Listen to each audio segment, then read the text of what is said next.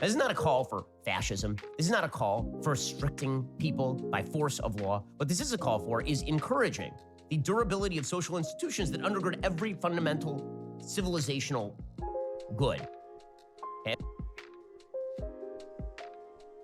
Of a civilization, and we have carved them away in the name of radical individual autonomy.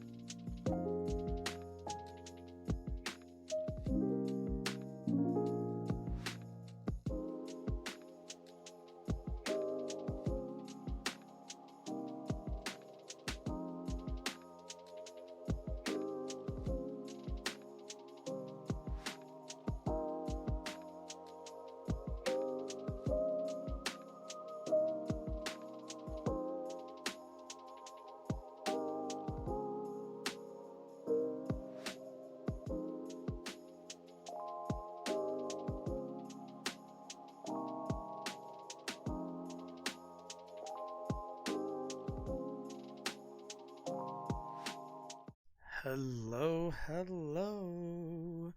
How's everyone doing out there? So it's been a couple days, a lot of news in the last 3 days. Jesus God, I leave for like a couple days and suddenly everything just starts breaking. Anyway, well, if you've never been here, let me welcome you. My name is Josh. Welcome to my channel. On here we cover news, politics, and current events. Today is November 17th, 2022. And yeah, gonna have a good one today. All right, so we got some fun stuff today. Gonna be going over Pelosi dipping out for the next session. We got some leadership changes and non-changes, along with gay marriage and also interracial marriage. Just got past the first hurdle in the Senate, so that's always good news. Gonna look at some polls, gonna look at some other stuff, but yeah, glad you're here along for the ride. Let's just get right on into it. All right, let's see. All right. Democratic House Speaker Nancy Pelosi is stepping down from her position in the upcoming 2023 congressional session. Oh.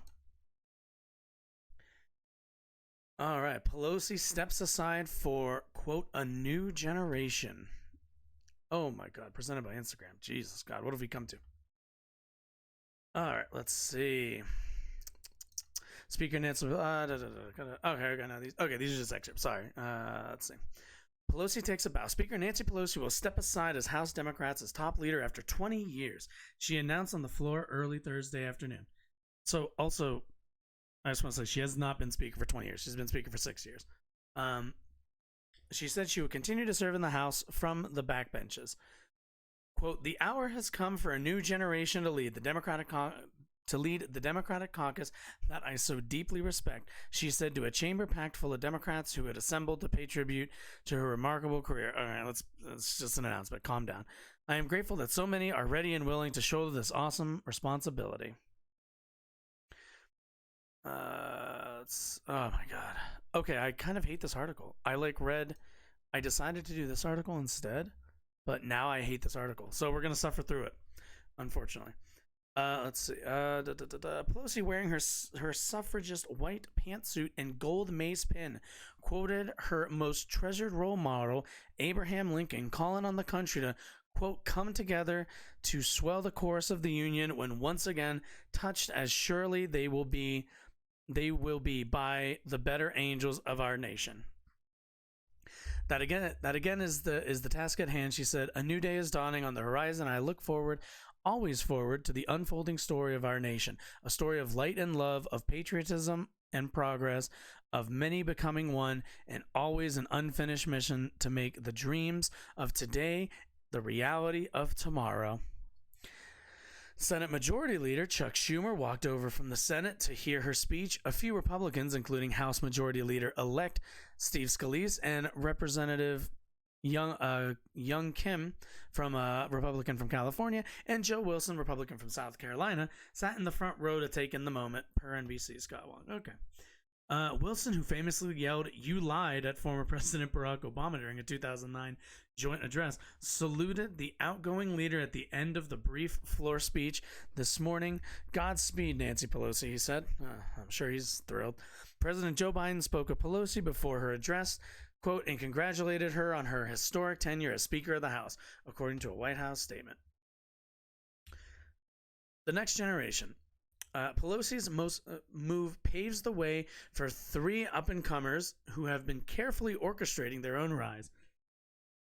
Representative Hakeem Jeffries, Democrat from New York, the caucus chairman, Representative Catherine Clark, Democrat from Massachusetts, and Assistant Speaker and Representative Pete Aguilar from California, the caucus vice chair, are now respectively set to claim the top Democratic leadership positions: Minority Leader, Whip, and caucus chair.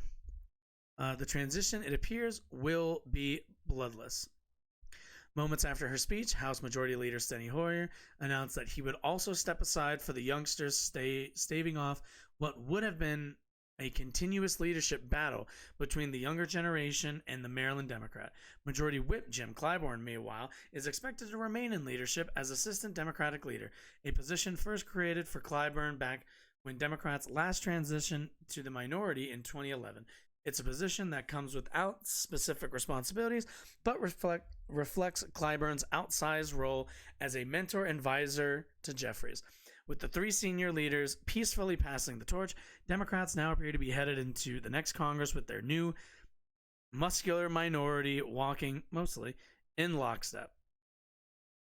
All right, Republicans sharpen their knives. Meanwhile, Republicans will be left to manage a narrow majority, likely no more than 4 seats, with weeks of internal wrangling still to play out as GOP leader Kevin McCarthy scrambles to win 218 speaker votes. Pelosi's big reveal obscured House Republicans' first official day as a majority in waiting, and the announcement this morning from incoming committee chairman James Comer and Jim Jordan that they would launch an investigation into Biden's possible involvement in his family's business dealings. Oh, man. So Republicans already, they've got the House, and on day one, not even day one, day 0, already making fools of themselves, already gearing up to do investigations that will probably lead nowhere. So that's good. Let's see. Comer is expected to lead the House Oversight Committee, cited whistleblowers in claiming, quote, a wide range of criminality in the Biden family's overseas financial dealings. The allegations, he said, raise, quote, troubling questions about whether President Biden is a national security risk and if he, quote, is compromised by foreign governments. It's really funny because this was always the argument when it came to Trump in terms of his some of his dealings with Russia, but shockingly, at least for Republicans, that wasn't really super interesting. That sort of stuff, they weren't interested. But again, that's party politics for you. Comer is expected to lead. I already read that. We want the bank records, Comey said. We're trying to stay focused on, was Joe Biden directly involved in Hunter Biden's business dealings, and is he compromised? That's our investigation. Jordan, in line to lead the House Judiciary Committee, promised to investigate reported political activity in the FBI and, quote, the political nature of the Justice Department. It's a reminder that while Democrats have been buoyed by election day results that weren't half as bad as predicted. A majority is still a majority, and it comes with subpoena power. After watching Democrats bedevil former President Donald Trump for 4 years, they're more than ready for some payback. Yeah. Let's talk about this for a minute. So, Nancy Pelosi is going to be stepping down after, quite frankly, and I'm going to be a bit harsh here, not honestly that impressive of a speakership run. There are going to be people who will say, Nancy Pelosi, one of the first woman Speaker of the House and one of the greatest of all times. I've seen a few headlines that look like that. Let's be clear. They passed Obamacare, which was a Republican healthcare plan, during the time of full control by Democrats of all three branches of government. So when I say that, like, Nancy Pelosi isn't exactly some rousing, amazing legislator, I more mean that, like, you know, people give her credit for the Affordable Care Act and stuff of that nature. But let's be honest. Pelosi passed a weak healthcare bill at a time when they could have passed anything they wanted. But we've seen Pelosi over the years reaffirm that they're capitalists, that they're for the system that we have. At the end of the day, what she was put in place to do was shepherd the country in the exact position it's been going, which has been the neoliberal consensus of stagnation for the middle and working class and prosperity for those at the top. That's what's happened this entire time. I mean, you know, in all of the years of the Democrats under Obama, they lost thousands of House seats, thousands of seats all over the country. Not House seats necessarily. When I say House seats, I mean like state houses and stuff like that. Thousands of all over the country, losing all these seats, not getting, not putting money in the right races, constantly running the wrong candidates, generally not passing the things that Obama had promised. We all kind of have an idea of how much change was supposed to be coming with the Obama election in 2008, and we got 5% of that, maybe, if that. The best thing we got was the ACA, and the ACA is not exactly, I wouldn't put the ACA as some kind of a bastion of good politics. It was like the compromise of a compromise. So, but with Nancy Pelosi stepping down, that leaves the question of who's taking over, which this was kind of always in, the fix was kind of in already for Hakeem Jeffries, who most likely is going to be taking up Pelosi's spot as the Democratic minority leader. So let's take a quick look at who exactly is Hakeem Jeffries. I'm not incredibly familiar with the guy, so let's do a little reading together. Let's see. All right. U.S. House of Representatives Speaker Nancy Pelosi's decision to step down from her leadership role after her fellow Democrats lost their majority in last week's midterm elections positions Hakeem Jeffries, a liberal congressman from New York, as a likely top contender to lead the party for the next 2 years. Let's also remember, Nancy Pelosi also led the failing strategy in New York that most likely lost them a lot of. So because Republicans have, as of right now, the assumption is that they're going to have maybe about they're going to have less than like a 10-person lead, right? And unfortunately in New York, Democrats lost a lot of seats and lost a lot of races. Part of that is due to Sean Patrick Maloney fucking around and getting in somebody else's race and pushing them out, which was, I believe, Mondaire Jones's district, who he did that to. And then he went on to fucking lose and get routed in that district. So, because of Democrats' strategy in New York, that is why Republicans right now are going to be taking the majority. It's going to be a pretty slim majority, but that's why they're in the majority that they're in. But let's see. All right, Jeffries, 52, would be the first black House Democratic leader representing both the party's diverse voter base and a new generation of leadership. Pelosi, the first woman to hold the job as Speaker, is 82. The two other members of the party's leadership are in their 80s. House Democrats are scheduled to vote on their leaders on November 30th. So yeah, as kind of usual, Democrats, one of the, I think, core problems, and one of them that I think they are pretending to fix, is their age problem. Now, not necessarily that age is should be a determining factor in who should be leading the party. Bernie Sanders is, how old is Bernard? Let's take a look really quickly, because I actually don't know that off the top of my head. Bernie Sanders is there seriously not an age on here? Oh my god, 1941. You're gonna make me do math. Don't make me do math. Just give me an age. Give me an age. Give me an age. Give me an age. Wikipedia, you're failing me right now. You are 80. Golly. Bernie is 81, right? Bernie is 81.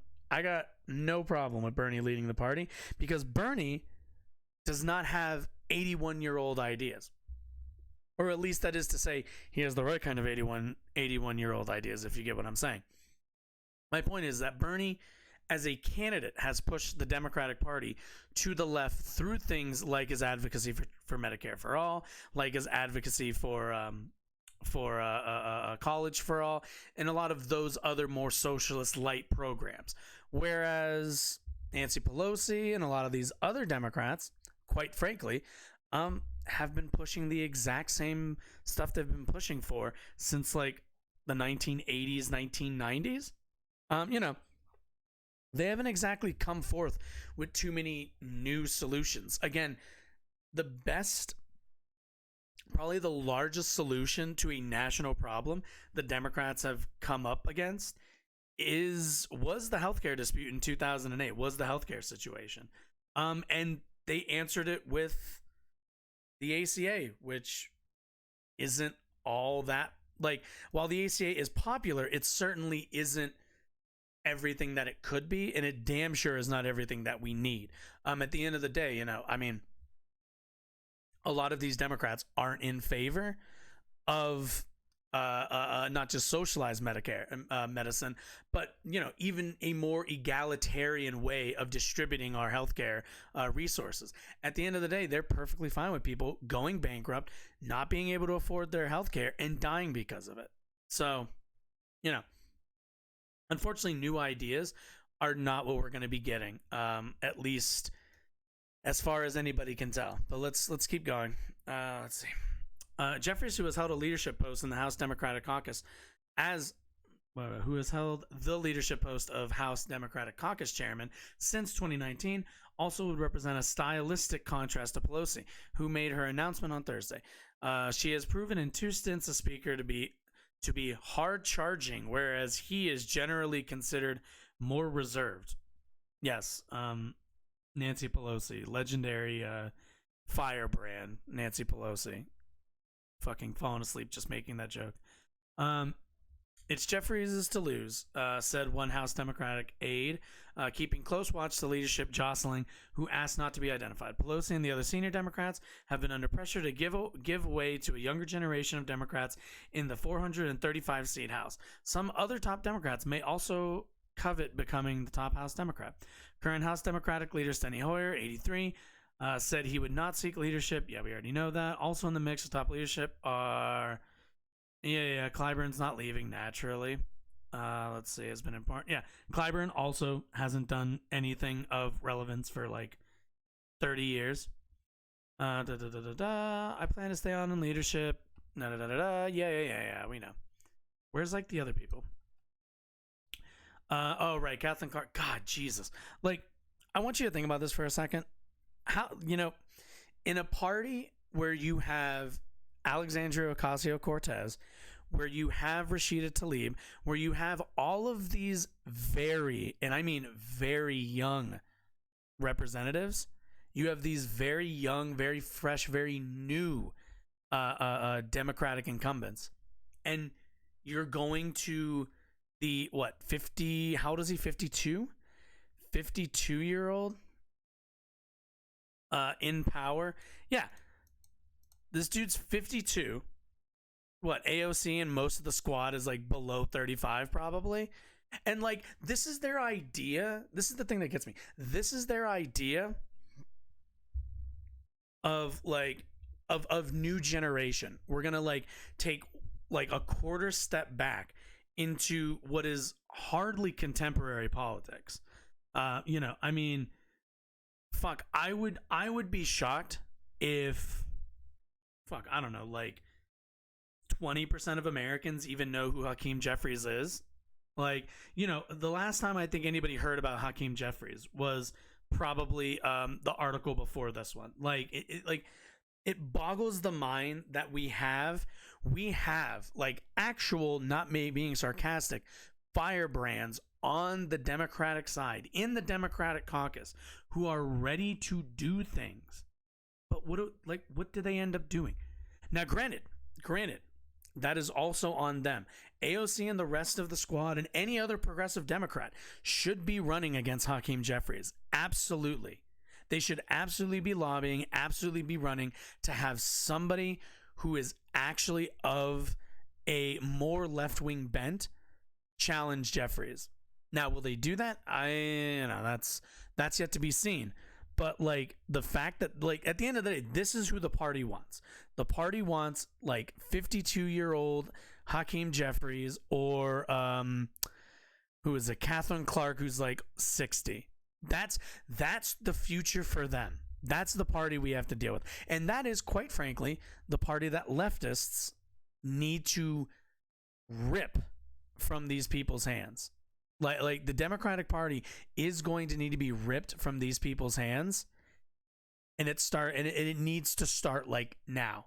Like, I don't care who it is, just somebody who's actually a leftist, please, in Congress, please, for God's sakes, somebody needs to run against this guy.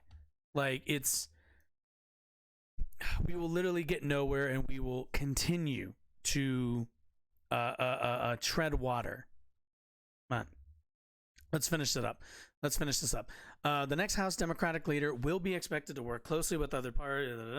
Democratic Representative Adam Schiff, 62, who has also risen to prominence over the past few years, thanks to his leading role in the impeachment of Donald Trump and the subsequent investigation into the Republican former president's role in the attack by his supporters on Jan 6.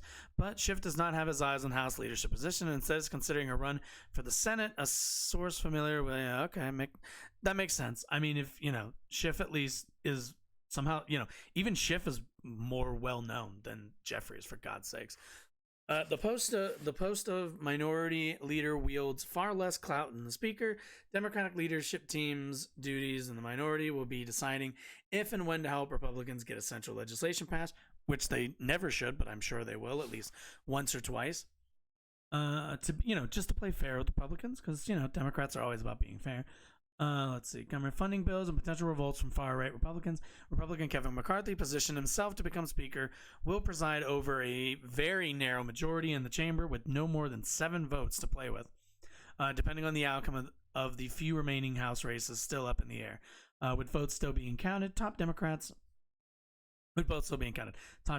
also will be responsible for promoting Biden's agenda in the final 2 years of his term, and it would defend him during any Republican-led House investigations of his administration or his family. The party leader also plays a key role in raising campaign funds.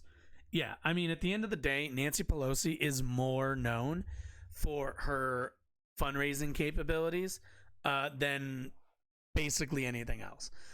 So, you know, and speaking of funding, now, you know, I'm glad I queued this up, but let's take like a really quick look at open secrets here, shall we? So, Hakeem Jeffries, Democrat from New York, elected, literally a decade ago. So, let's kind of take a look here. Let's see. So, dude has raised, $5 million, spent a lot. Yep, cash on, yeah. All right, so, if we look at some of his contributors, We got pro-Israel American PAC, that's good. NORPAC, great. Vatestein PAC, great. Comcast, great. American Israel Public Affairs Committee, great. Now, also, I want to say there's going to be a lot of these that also every Democrat is going to get some amount of money, because at the end of the day, this is money that gets divvied up between everybody. But if we want to look, it's $213,000 from this PAC, about 100 from this one, 78 from this one. This is a lot of money for Senate races. These numbers will buy you Senate seats. If we head down to top industries, if my mouse wants to cooperate, there we go. Oh, Jesus. Let's see. We got 523,239 from the securities and investments industry. Pro-Israel. This is still probably just pro-Israel PACs, but like a shit ton of money from there. Real estate, 344,000. From law firms, 266. Lobbyists, 239. So when they say that Hakeem Jeffries and, you know, any of these other, let's be honest, corporate Democrats are, you know, giving way to the, you know, new generation. At the end of the day, that's not what's happening. What's happening is they are putting a new face on the same old politics, because they are going to continue to not even pretend to care about something like Medicare for all, not even pretend to be interested in lowering the military's budget, not even pretend to address our country's problems and the things that people actually are concerned about. What this is at the end of the day is new paint, same busted ass car, which, you know, it hasn't really, you know, I hesitate to say it hasn't worked for the past, because it hasn't done, let's be honest, hasn't done great, has it? You know, with the rising tide of fascism quickly coming, you know, along with, you know, you have the Donald Trump presidency, you have kind of the languish that was the Obama presidency. I mean, where have we gotten with these policies? We've gotten nowhere. We've been, as a party, they've been languishing in apathy or just an inability to grasp the actual problems, or it's just, as I think Jank on TYT says, which I think he's kind of right on this, is you know, Republicans are the Harlem Globetrotters and Democrats are the Washington Generals. I mean, at the end of the day, you know, when it comes to lobbyists, when it comes to the banks, when it comes to moneyed interests, unfortunately, it's a heads I win, tails you lose situation. When Democrats are in power, they do incredibly well. When Republicans are in power, they do incredibly well. You know, and especially when we talk about divided government, because there is nothing business interests like more than divided government. Mainly because when government's divided, you can't regulate properly. You can't. You're not going to be able to address a lot of, you know. You end up getting stuck in these quagmires of culture war and everything else. And, you know, meanwhile, you know, people are skipping out on their taxes. Companies are hiding their money, buying a stock, or buying their own stock, and doing all the rest of these games instead of, you know, investing in their actual businesses, instead of actually paying their workers. So, you know, at the end of the day, Hakeem Jeffries not going to bring a whole lot of difference in my mind to Washington. Not a whole lot of ideas. So that's where we're going to be at. In terms of, you know, to any other leftists out there, this is not basically nothing has changed. It is still the corporate establishment wing of the party versus the progressive wing at the end of the day. As much as, there will be, as much as, Charlie Kirk and Ben Shapiro and all the rest of them, and Trump and all the rest of them want to do the whole, the woke left is taking over the party. We all know that's not true. And we all know what the game actually is. So let's be clear-eyed. Let's move forward. The opponent hasn't really changed. It's just looks a little different this time. Okay. What do we got? Breaking. There's a Twitter apocalypse upon us. What is happening at Twitter? What is going? Let's see. No, I just want to search the word Twitter. I don't want to go to Twitter. I just want to search. What's going on Twitter?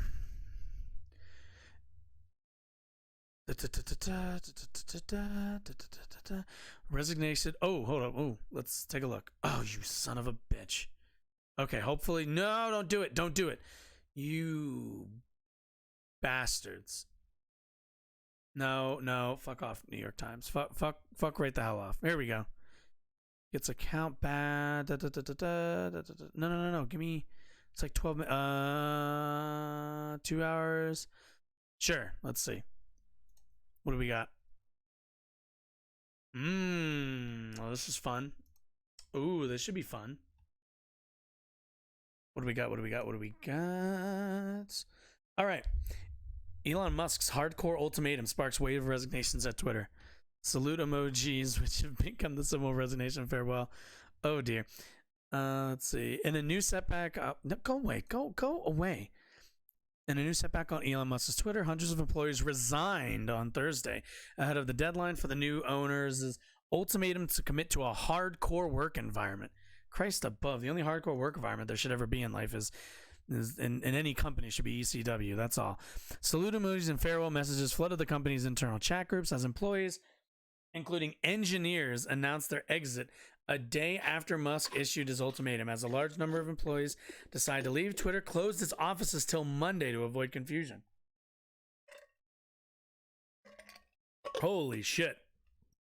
According to CNBC, it was unclear how many employees are part of the mass exodus, but 3 Twitter employees cited fear of professional retaliation. Makes sense. Entire teams representing critical infrastructure are voluntarily departing the company, leaving the company at a serious risk of being able to recover. We are skilled professionals with lots of options, so Elon has given us no reasons to stay. Oof. Musk had issued his now notorious ultimatum. I think I saw this, but I kind of want to read it. Okay, let's see. Can I see the thing? Can I see his actual thingy? No. Can I not? Is that not a thing I can do? Oh, here we go. Is it? No, this isn't it, is it? High intensity during the transformation. Staff will complete the online form. Only exceptional performance will constitute a passing grade. Oh my god. What a fucking nerd. The form Musk wanted employees to complete contained a single question. Would you like to stay at Twitter? Jesus. Yes was the only option to click before submit. It's certainly wrong that he's... Jesus. Okay. Well, that's one way to lose all your staff. I mean, look, if you give somebody the choice, I think we've all worked in places. If you went up to just pick an employee and was like, hey, do you want to keep working here? They'd be like, fuck no. Fuck what I want to work here for. I want to go home and play fucking video games and watch TV or some shit. Fuck, I want to work here. What kind of... Your answers are, hey, do you want to... do you want to work here? Your answer is yes or yes. I'd be like, okay, I'm gonna hit the door back there and I'll see you later, man. Jesus. What a fucking idiot. Look, I mean, this is the thing. This was Inevitable. Look, Elon Musk is fucking stupid. There's really no getting around that. The guy is a wealthy trust fund baby who started out as the son of, like, I believe, like a diamond mining company. Like, the guy has never, and I mean never, had, specific word, had to work a day in his life. He has stumbled in and out of every company he's ever been in, blustering and pumping himself up all along the way. And this was always going to be the result. Elon Musk was never going to be a competent steward of something like Twitter, of any kind of communication platform. Because at the end of the day, Elon Musk is a bad communicator. Elon Musk is not really a good business person either. Elon Musk is the guy who you fucking smoke weed with, who just like talks about his like crazy fucking ideas. Like, my dude just kind of sits there and like, dude, what if we built like a sick ass tunnel with like fucking LED lights and it looks like you're going through fucking hyperspace from Star Wars? That is who Elon Musk is. The only worst part, honest to God, the worst part is, dude doesn't even fucking smoke weed. Dude doesn't even have the excuse of being high as shit and saying dumb shit profoundly, like by accident, as an excuse. He's just a dumb fuck. Like how you get into Twitter, one of the largest, if not the, probably the, actually, the largest social media network, and you fuck it up this bad within what, a month? Within like a month. That's as long as you can last. He could have came in and literally did nothing. He could have sat on his ass and made his money back eventually. But no. What did he do? He goes and like gets rid of like identity verification so that like anybody can get themselves verified, except really if you're paying for a verification and the only criteria is that you paid, it's actually a badge that just says you paid Elon Musk $8, not that you verified your identity. Like, the site has turned into the Elon Musk is a fucking idiot show. This guy paid $44 billion when you know, this is the guy who's talking about like he could like, you know, solve world hunger or literally do anything with his money. He's got an unfathomable amount of money that like you can't spend in a lifetime, money you can't use in a lifetime. So what the fuck does he do? He ends up buying a social media platform and then running it into the ground. And now I've heard he's already talking about leaving and finding somebody else to run it, which is high fucking hilarious, because we've all been there. If you've ever worked in any kind of service industry, you've been there where your manager has to be on the floor for like an hour and they're like the slowest person. They don't know how to ring shit up. Or if they do, they don't know that they have to do like 2 extra steps before they ring something up. Or, you know, so what do? They get like, you know, a shift lead to come in, have them learn all the shit, and you like don't see your GM for weeks, months on end, except in emails telling you about rules, and emails telling you about water that you can't be drinking on the floor, or, you know, how to greet customers. We've all been there. We've all been there where the owners are incompetent fail sons. And that's all this is. We all understand this dynamic. You understand it, I understand it.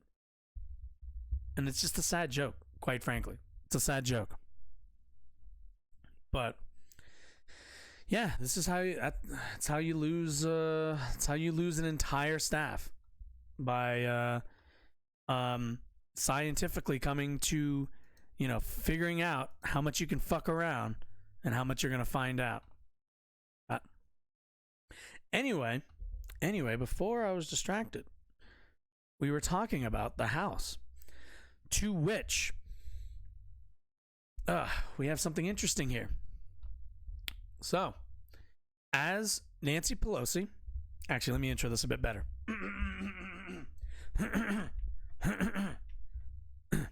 All right. Minority Leader Nancy Pelosi has stepped down. And with that move, let's transition over to the GOP, where Mitch McConnell, the man who is become turtle, is reelected as Senate GOP leader. So ended up beating Rick Scott, who was kind of looking to be the next leader. I believe, I do believe this does say the count, but yeah, McConnell actually pulled through. After the Senate's really poor performance in the midterms, it was kind of up in the air for a little bit whether Scott or whether McConnell, whether McConnell would end up sticking on, and if Rick Scott, who's a lot more of a bit of a crazy right winger, would end up preceding him. Seems like didn't happen. So, Senate Minority Leader Mitch McConnell of Kentucky was reelected as Republican leader Wednesday, defeating a challenge from Senator Rick Scott of Florida. That reflects growing anxiety within the party after it underperformed in the midterm elections. Also, I totally thought he was from the Midwest. That explains everything that he's from Florida. Florida is just, I think it's pretty evident that Florida is now just the epicenter of Republican politics. McConnell spokesman David Popp confirmed the secret ballot victory. Senator Mike Braun, Republican from Indiana, told reporter that 37 Republicans voted for McConnell, while 10 supported Scott and 1 voted president. Wow, what a fucking coward. The vote came after the conference rejected a motion by McConnell's dissenters to delay the leadership election, which 16 Republicans voted for, 2 sources said. So 37 to 10. I mean, I'm not going to say that's like, that's not like squeaking out a victory. McConnell, that's a pretty healthy win, but 10 votes against, that was not happening even 5 years ago, even 3 years ago, to be honest. So, I mean, both McConnell and McCarthy are going to have a really, really, and I love this for them, really shitty time in the next year, for the next 2 years, while they have to wrangle their close caucuses. McConnell, you have to believe, probably has about 10 people with knives right to his back, like just ready to go. And McCarthy's it's gonna be even worse with a margin that thin. The more Rick Scott side of the party is going to be flexing, at least in the House, more of their ability to sway legislation. So the McConnell-Scott battle represents a larger clash over the direction of the governing vision of the party, with the two men offering conflicting theories about why the GOP failed to win Senate seats in the midterms as Democrats clinched the majority. It is the most serious challenge McConnell has faced for his position after having led the Republican caucus for 15 years. I'm not going to do the voice. I believe it's time for the Senate Republican Conference to be far more bold and resolute than we have been in the past. Scott, who chaired the GOP Senate campaign arm during the 2022 cycle, said in a letter asking for members' votes Tuesday. So also, Rick Scott, being the Senate campaign arm, basically was the guy divvying out the money to candidates, where McConnell was McConnell and a lot of his wing were picking a lot of candidates. Where the money comes from is from basically Rick Scott's chair. So he's divvying up the money, and he's the one who put in all this money for some of these failed candidates like Blake Masters and I think he's Arizona, if I remember correctly.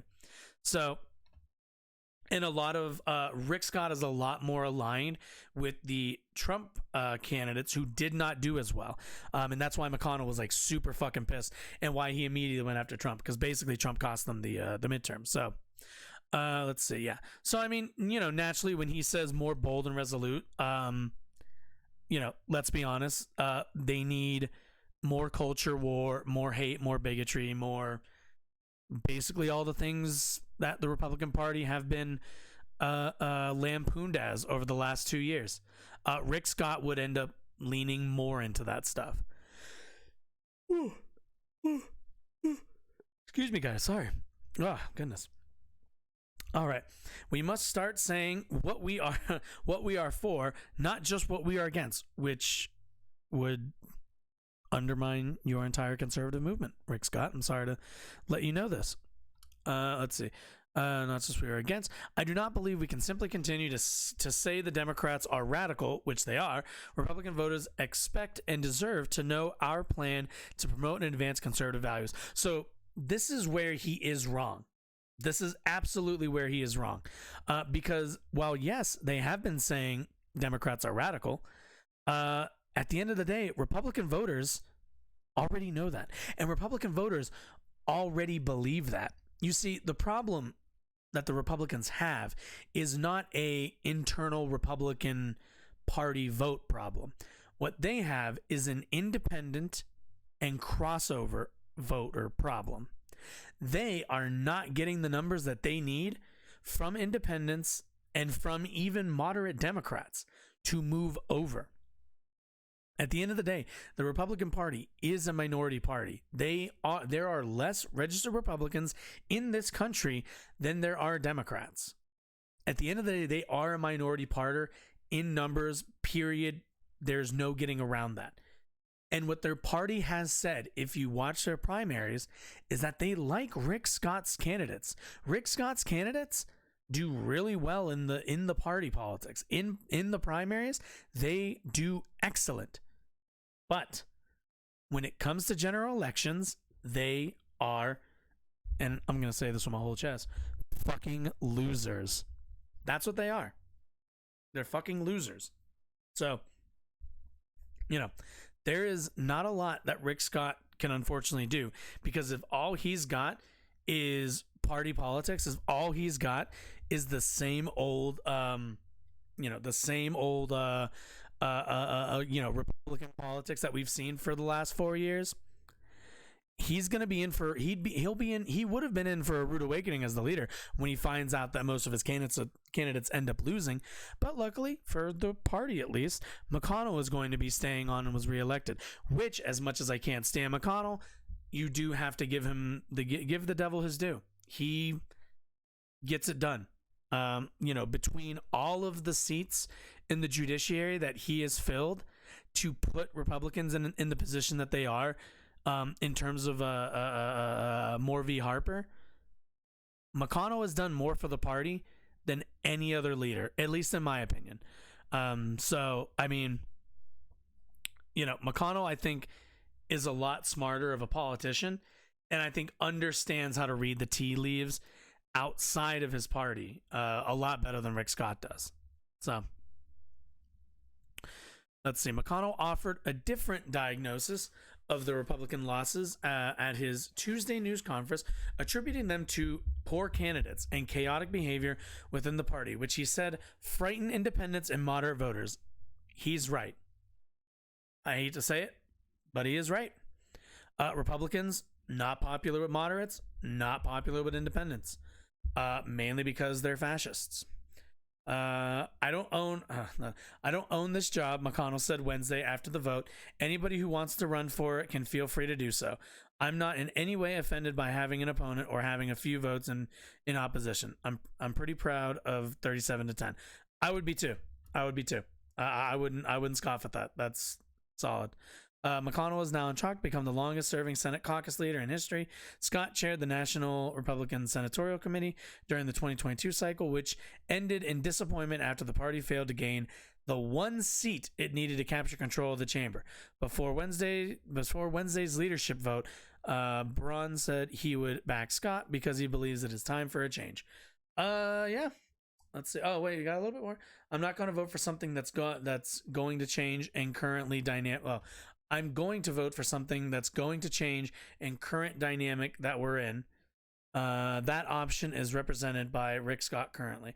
Scott's challenger rankled some of the Republican caucus who attended the 2022, who attribute the 2022 defeats to his handling of the NRSC. Let's see. Rick Scott must really love to lose. Yeah. Well, he must really like. Well, I mean, he probably likes to lose, considering it's all he's going to end up doing with his Senate picks. Scott and McConnell have long feuded over strategy and vision for the Republican caucus. McConnell has long been the subject of ire from former President Donald Trump, who has campaigned aggressively to oust him as a leader. Tensions ran high Wednesday as numerous Republicans had no interest in getting in the middle of the clash. Among them was Tim Scott of South Carolina, who told reporters, asking about the leadership contest, no habla inglés. Good answer. Good fucking answer. That's how you do it. First of all, wait, this guy said no habla inglés? How fucking dare you? Now that I think about it, how fucking dare you use that to escape out of answering rough questions and then not vote for immigration reform? How fucking dare you?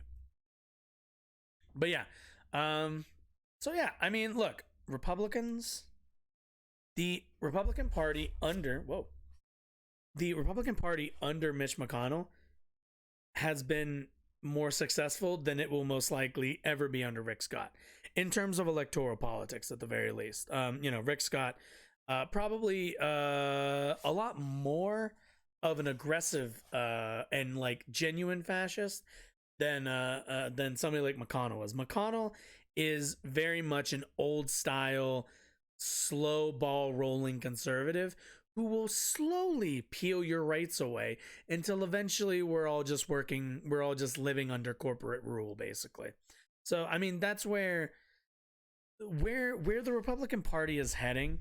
Is they've got two paths, the way I see it.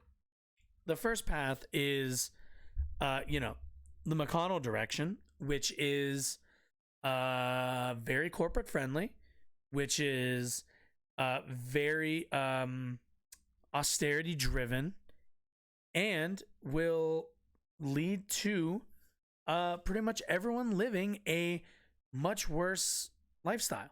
At the end of the day, Mitch McConnell represents really just moneyed interest, and that's kind of it.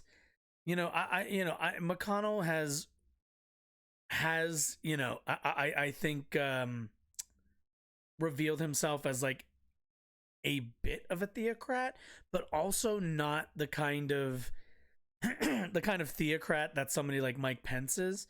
The Mike Pence theocrat is somebody who will, against the wishes of any corporate interest, push for their religious fundamentalism. Whereas somebody like McConnell, at the end of the day, he understands where his bread is buttered. And if it's time to, if he gets that call that it's time to put down the religion and pick up the pen, he'll do it. McConnell is willing to put that his theocratic tendencies to the side, for corporations and for big business. At the end of the day, that's where his allegiances lie. Which also, this is also the thing we need to remember. Republican voters are very well aware of this. They are not blind to this.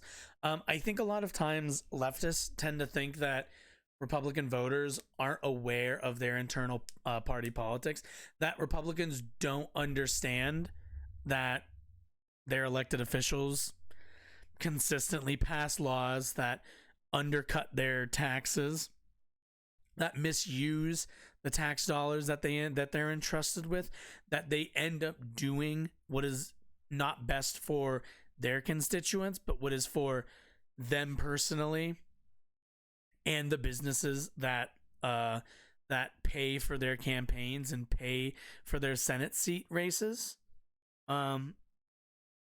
Republican voters understand this, and Republican voters fucking hate Mitch McConnell and fucking hate guys like Mitch McConnell. They want him out, and they want They want Rick Scott. At the end of the day, that is who they want. So, for at least the next couple of years, McConnell's going to be leading the party, but I do not think I'm not sure how much that's going to how much longer that's going to last. It's really going to depend on how the Republican primaries for the president goes.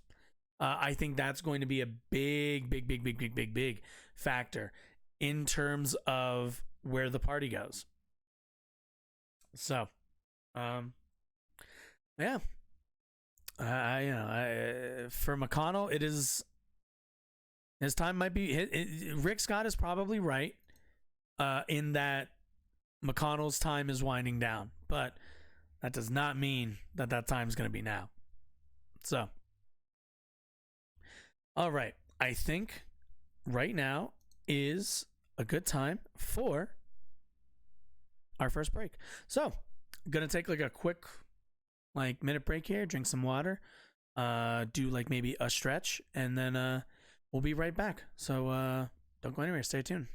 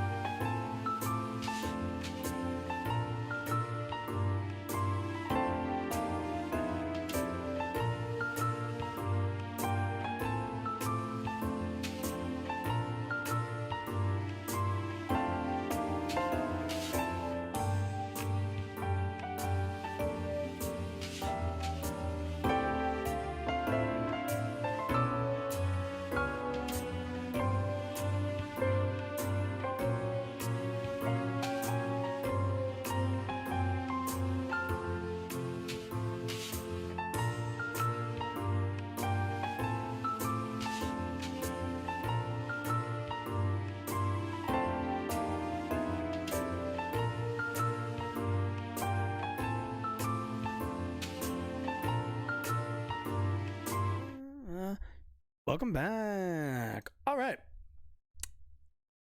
All right. Sorry. I took my hat off and now it's in a weird position now. All right. So, with the leadership now kind of changing hands in the House, let's bop right back over into the Senate because I don't know if you heard, but same-sex marriage is on the way to getting passed in the Senate as like a whole thing. So that's cool. Yesterday. So let's go take a look. Let's go take a look. Let's go take a look. All right. Same-sex marriage protection bill clears initial hurdle in the U.S. Senate. So I want to preface this by saying this is not the final vote. What this mostly was just a roll call vote. So this was basically to decide if they would have arguments about passing the bill eventually when it does. So right now, I believe it's going back to the House to do some other stuff. And then it will flip back over to the Senate. And then if it passes through the Senate, then that's what we'll be looking at. So, I didn't want this in here. Yeah. So, with the House now passing that, why are my tabs opening? Okay, there we go. With that roll call vote now passing, it'll now go back to the Senate and back to the House. They'll probably mess with it a little bit more, send it back to the Senate, and then we'll get our actual floor vote, which, at least traditionally, because of the vote, the kind of roll call that they did right now, most likely it'll end up passing without the filibuster, which would be great. So anyway, let's read. Let's read. That's what we do here, right? The U.S. Senate on Wednesday voted to advance a bill protecting federal recognition of same-sex marriage, prompted by concerns that a more conservative Supreme Court could reverse the 2015 decision that made it legal nationwide. So yeah, the I think it's Clarence Thomas mentioned how they need, after the Roe v. Wade refutation, they decided that they needed to what's it called? That the Supreme Court might be taking up that case to kind of relitigate it. So while the Democrats have a majority still technically in the House, and while they seem like they're going to hold it in the Senate, and also since they have the votes right now in the Senate, they're kind of rushing this along to kind of get ahead of any kind of Supreme Court, dealings at all. So the bill garnered the 60 votes required to limit debate before a final vote on its passage. It would serve as a legal backstop against any future Supreme Court action by requiring the federal government to recognize any marriage that was legal in the state it was performed. Wasn't that fucking delightful? Oh, okay. Aha, okay. Ooh, I have something fun actually. Apparently, I've been told this is what Twitter headquarters looks like. Oh my god, Supreme. Where's my thingy? Where's the volume on this thing? I don't need to hear the wind of New York City or wherever the hell this is. Elon Musk, bankruptcy baby, supreme parasite, petulant pimple, apartheid profiteer, dictator's ass kisser. All right. Lawless oligarch, not wrong. Insecure colonizer, cruel hoarder, probably not wrong. Space Karen, mediocre man-child, pressurized privilege, petty racist, megalomaniac, oh god, worthless billionaire, like all of them, bankruptcy baby. So I guess the employees at Twitter have made their thoughts known in terms of what Elon Musk can do with his Twitter job. Yeah, I said it before. I'll say it again. Fucking idiot. Fuck around and find out. Anyway. All right, let's keep going. The bill garnered the 60 votes required to limit the debate before final vote of its passage. It was served. Okay. All 50 Democrats and 12 Republican senators voted to advance the bill in the 100-member Senate. The House Representative passed a similar bill in July with the support of 47 Republicans and all of the chamber's Democrats. The bill will have to jump through several more Senate procedural hoops before returning to the House for final approval and then to the president for his signature. When the Supreme Court overturned federal protections for abortion in June, Justice Clarence Thomas caused alarm by writing in his concurring opinion that the court should consider overturning other precedents protecting individual freedoms, including the 2015 ruling legalizing gay marriage. So understand, this is also the thing. The Supreme Court, as an institution, is anti-democratic, but also more than anything, it's like the idea that we have, like there's this really weird idea that liberals, I think, have, where the Supreme Court is supposed to be separate, devoid of politics, and that is untrue. It is blatantly just dogma that belief, that you could believe something like that. The Supreme Court is not just made up of humans who have biases, who have incentives for certain things, for certain decisions. The Supreme Court is also made up of people chosen by politicians, meaning there is no possible way you could tell me that it is unbiased and separate from politics. I've heard this all of my life. I have no idea where it comes from. It is a utterly bankrupt idea to believe that an institution built, like constructed, every time a Supreme Court justice dies or retires or leaves or whatever it is, like, these people are chosen by elected representatives, not by people. And not only that, but not even consistently. We all remember what's his name? Not Gorsuch. God damn, what's his name? Homeboy that Obama nominated at the end of his term. We all remember that. That was pure politics. Pure politics. So don't ever fall for that. Don't ever fall for that. All right. Anyway, there are roughly 568,000. I can't fucking read. Married same-sex couples in the United States, according to the U.S. Census Bureau. Cool. I've heard from constituents back home who are concerned and worried about the suggestion that their right to marry who they love will be taken away. Democratic Senator Tammy Baldwin, the first openly gay person elected to the Senate, lead negotiator on the bill, said Tuesday news conference. Speaking before Wednesday's vote, Republican Senator Tom Tillis, another key negotiator, called the bill, quote, a good compromise based on mutual respect for our fellow Americans. Joe Biden applauded the vote, saying it sent a strong message that Republicans and Democrats can work together and secure fundamental. Oh my God, if I have to hear about fucking Democrats and Republicans working together ever again, Biden, shut the fuck up. Jesus. Although same-sex marriage has gone from a political hot potato to a well-established norm in the past decade, the bill's negotiators had to thread a needle between protecting a right most Americans now see as a given and assuaging concerns from Republican senators about religious liberties. Yeah, the religious liberty thing is horseshit. So, sorry. There is no argument outside of like religious liberties, and even then most of it's all based on the widely held religious liberty of imposing one's religion on others. That's the entire edict, really. Let's see.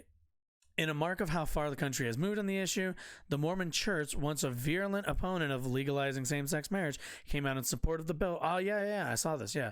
Republican Senator Mitt Romney, a Mormon, voted in favor. Yeah, I mean, look, the Republican Party has come to the understanding that being anti-gay is just cringe. They've finally come around to figuring out that that being anti-gay is cringe. Only took them I mean, you know, if you wanna talk about since, like, you know, the 80s, when the Republican Party was letting gays die during the AIDS crisis, then, you know, only like 40 years. So, you know, got around to it eventually. Let's see. The legislation is a result of months of negotiation by Baldwin and Tillis, as well as Kirsten Sinema and Susan Collins and Rob Portman. Yeah. Oh, hey, look, it's Drake. What do we have? Drake 21 times agreed not to use Vogue trademarks or promote number 1M. Okay. I thought that'd be more interesting, but rather boring. Yeah. Oh, that's who's up next. Don't get too excited now. Yeah. So, after a historically bad performance in the midterms with a president that is not the most popular in the world. I wouldn't say Biden's the most popular president of my lifetime. But yeah, it seems like at the very least, Senate Republicans have come to a reasonable position for once, which is good. You know, I will take it. You get 2 claps, that's all. But I'll take it. The Republican Party has been very, very open about their opposition to gay and trans and really any kind of non-straight, aligning people. But it seems like they've kind of read the very dry painting on the wall that it's time to get with the fucking times. And if you want to keep talking about freedom and liberty and everything else, then you kind of gotta live by that then. You know, there was never anything more insufferable than Republicans who won't shut the fuck up about freedom and liberty and everything else, but somehow couldn't get over people like marrying somebody that they didn't like, you know, somebody that they love, someone that they liked, you know, like that was the bar too far for Republicans for most of my life. So I'm glad to see that they're finally getting around to not being dipshits about that anymore. So that's good. That's certainly a good thing. But okay. Yeah. Unfortunately, we do have to talk about the other side. So, with every Dr. Jekyll, there is a Mr. Hyde. With every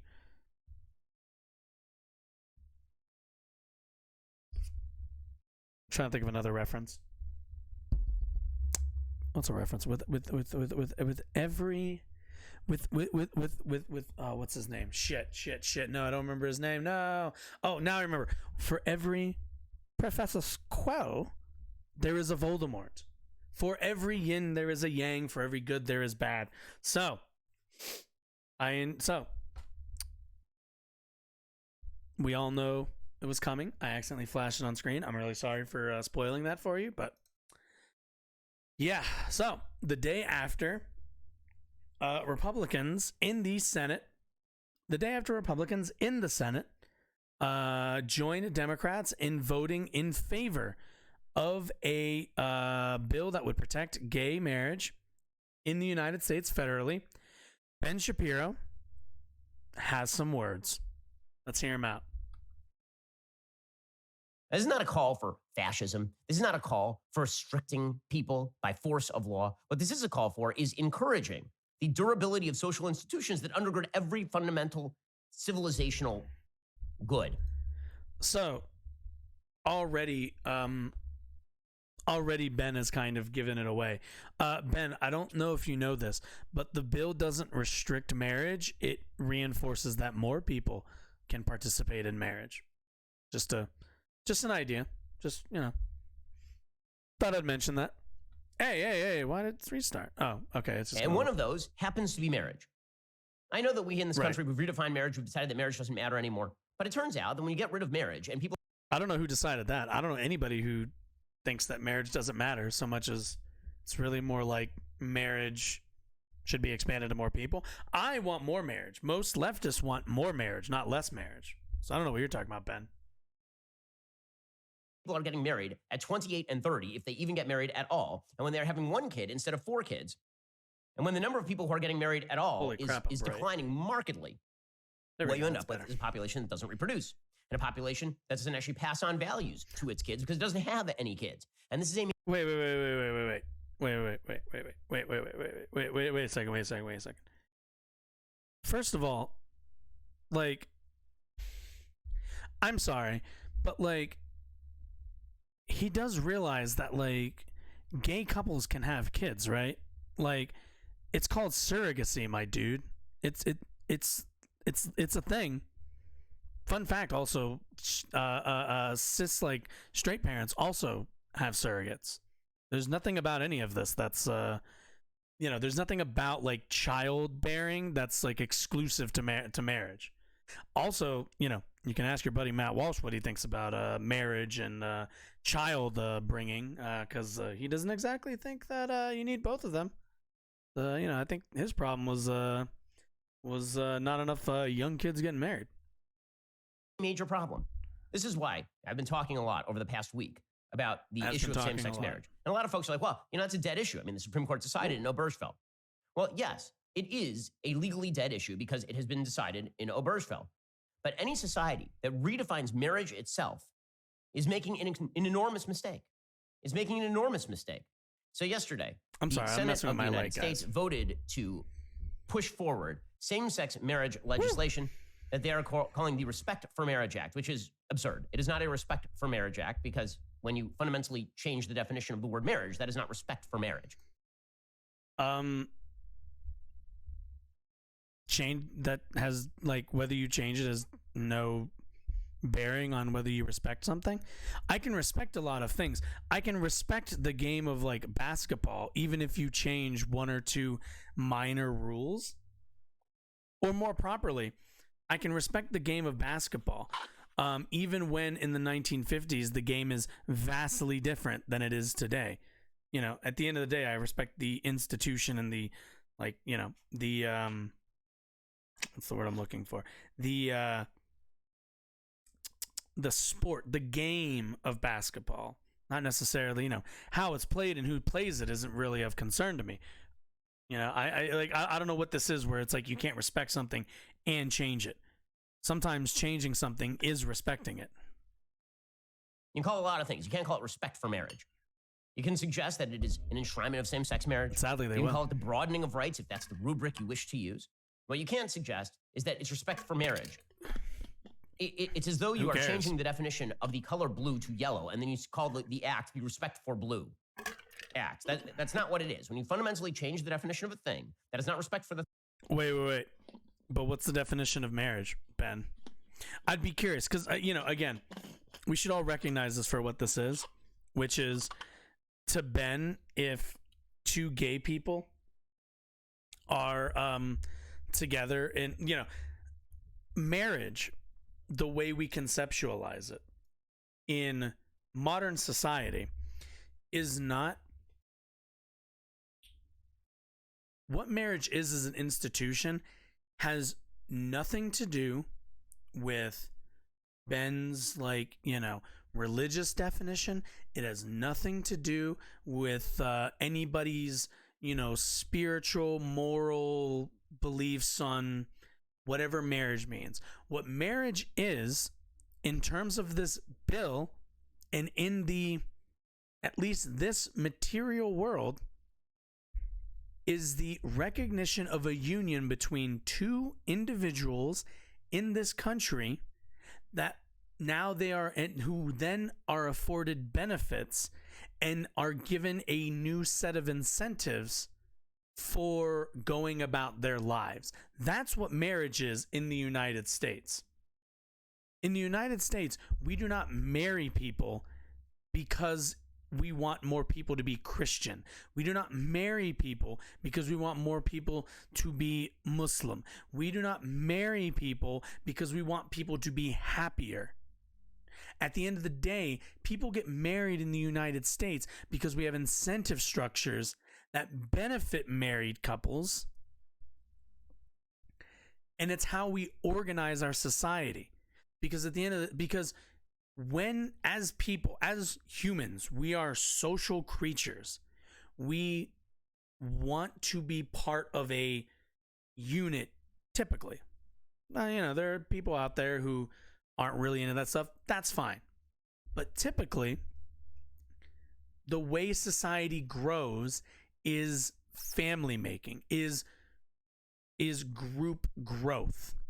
And that's what families at the end of the day are in this country. That's all it is grouping you and everybody else in your house together, and the government recognizing that and rewarding that with, everyone always talks about, there are tax breaks, things get a little bit easier in terms of filing taxes. You file as like as one family unit as opposed to two individuals.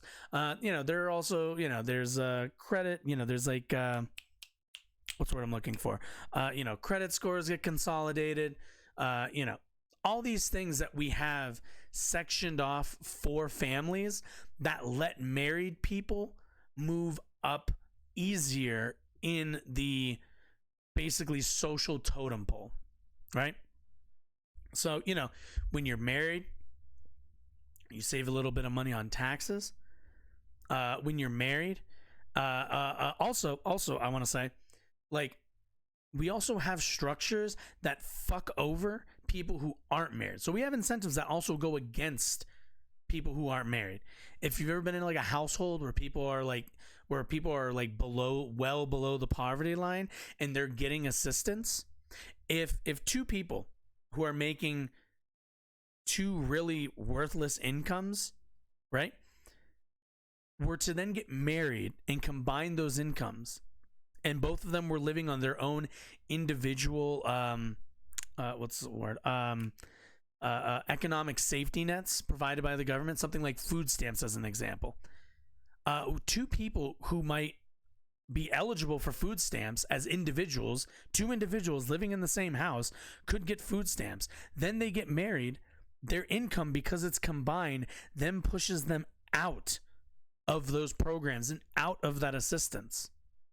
There are systems that we have built in this country to favor marriage and disincentivize, basically non-married couples. We want people to get married. And at the end of the day, all of Ben's whole more in the definition of the fundamental definition of marriage and the moral respect for marriage. Who gives a shit, Ben? Who gives a shit? And I know Ben would say, like, well, I actually give a shit because I care about the foundational underpinnings of Western society. Ben, every single society has had pairings. What the U.S. government does with this passage of the bill, eventually, which will most likely happen, thank God, will open up marriage, the thing that you want, to more people, and will most likely lead to more families, more higher birth rates, and the key thing, greater happiness, which, I don't know, that's important to me. I suspect it's not super important to Ben Shapiro, considering the happiness, any happiness that I think, he's concerned with has to be filtered through his fundamentalist Jewish beliefs. But still, at the end of the day, the thing he's upset about is that the U.S. government isn't adopting his theocratic version of marriage. And I don't really blame him too much. I'd be pretty mad if I was him too.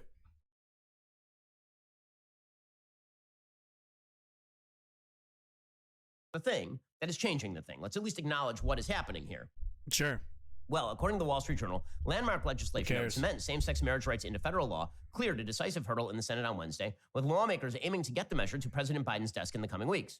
Makes The sense. 62-37 vote underscored how a once politically divisive issue now draws bipartisan support, despite opposition from some social conservatives, less than a decade after same-sex marriage became legal nationwide under a 2015 Supreme Court ruling. Okay, so it is 2022. It has been 7 years. In 7 short years, the Republican Party, like 1/3 of the senators in the Republican Party, actually supported a bill that defines marriage in federal law as man-man, female-female, which is an amazing, amazing thing. I mean, that is a... I mean, not really.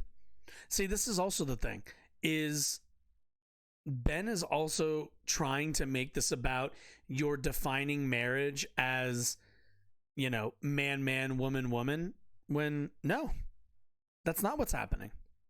Ben, the only thing that's happening is we are extending the rights that married couples have as, regular, like, man, woman couples to everybody else. Because why the fuck not? Is there a good reason besides what? You're Jewish? That is that the strongest argument you've gotten? social transformation on a massive scale. The Respect for Marriage Act, if signed into law, would codify the ability of same-sex as well as interracial couples to get married. Okay, so the reason that the left added interracial couples is because nobody's had a problem with that for literally decades in the United States. Wow, guys. Did you hear that? We haven't had a problem with interracial marriage for decades. Come on, guys. Like, it's not like there are people who are still serving in our Senate right now who lived who grew up and came up in a time when interracial marriage was stigmatized. It's not like my mom, who, by the way, is not as dark as I am, was not nervous about dating people who are darker or my shade, because of the social implications that she would face growing up. We're not 2 generations out. We haven't even seen the people who lived during the time Ben is pretending was forever ago. We haven't even finished living with those people. Interracial marriage has been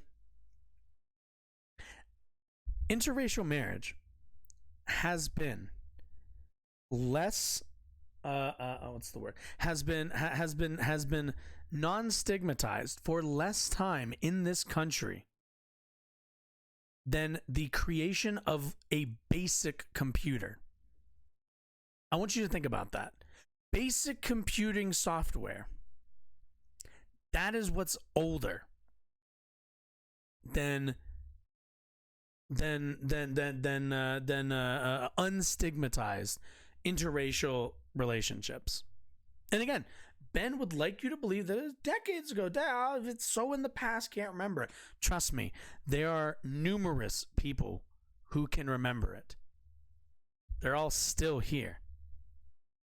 Shit, they all still vote. They're in Florida right now.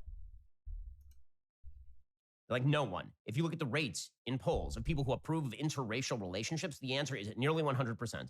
The Democrats threw that in there so that they can say that if you voted against this, it's because you don't like interracial marriage, right? It's just one of these stupid legislative... Well, also, Ben's kind of obscuring a fact, the fact here, that the 14th... not the 14th Amendment. Oh, yeah, the 14th Amendment. So Roe v. Wade was built upon, like, the 14th Amendment's right to privacy clause. So when Clarence Thomas says that when after Roe v. Wade got basically nuked, they needed to go back and look at some of the things that developed from that. So, Roe v. Wade was based upon the understanding that people have a right to privacy, meaning, you know, if you want to go get an abortion because you don't want to have kids, it's your right to privacy that the government doesn't come and bother you about that, right? Like that makes sense. Unfortunately, that's also that legal underpinning is also what secured gay and interracial marriages rights. It's very flimsy, and both of them were based on that. So if you went to go look at gay marriage, if the Supreme Court took up the gay marriage ruling, they would necessarily have to take up the interracial marriage ruling. They would just have to, because they're both based on the same thing. One is holding the other up, and if you take that under, they both, you know, you remove one, the next must, by definition, fall. Tricks that people play all the time with omnibus packages, as I mentioned yesterday. They basically have a crap sandwich of a bill, and you add in one provision that's good, and then people vote against the crap sandwich and say, oh, well, you oppose the provision that's good. You pass a $1 trillion boondoggle, but in there you say, and also we wish to give $1 million to women who have disabled babies. Yeah, that's like exactly what they did for the big tax cut bill during Trump's administration. They put in like a few things for like regular people. I think they like brought the overall tax rate down for everybody federally, but then you know, the rest of it was like what 87-90% of the all the benefits went to the top earners. So completely useless.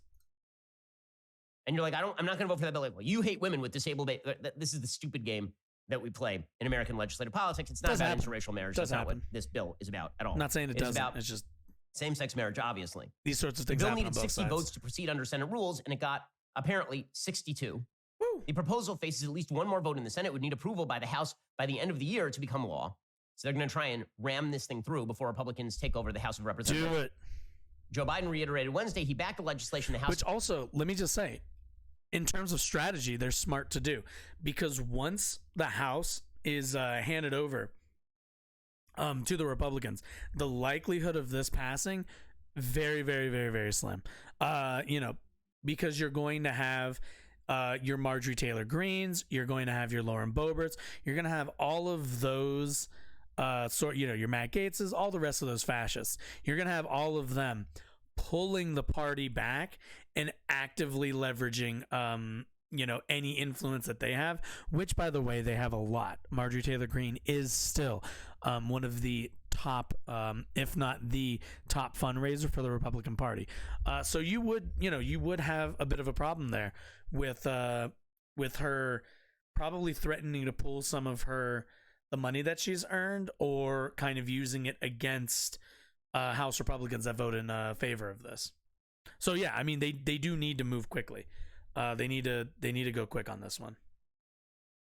Is expected to pass it after approving a similar bill earlier this year.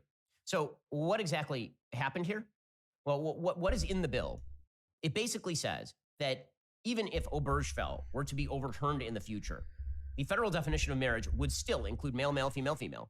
Also, it does not require states to issue licenses to same-sex couples, but it does require states to essentially assume full faith and credit for marriages that happen in other states. So let's say Texas does not have same-sex. There you go. So yeah, so basically, I mean, that sounds like it's kind of a sad compromise you have to make, but it's an understandable one, that it's like, all right, fine. How about this? You don't necessarily, if there's like a state or whatever that doesn't want to that doesn't want to give out a license, you can always go, in any state, you're only going to ever be able to find like one office, and you'll probably only be able to find like one person who's like, oh, well, I'd really like to not hand out this marriage license because I don't really believe gay marriage is marriage. And then probably their manager comes over and is like, give them their license. I don't know what you're doing here. Like, stop it. It's not what we do here. And again, that recognition of like, hey, you must recognize marriages from other states is also to make sure that, when people cross state lines, they aren't suddenly, or if they move to a different state, they aren't suddenly stripped of their marital status.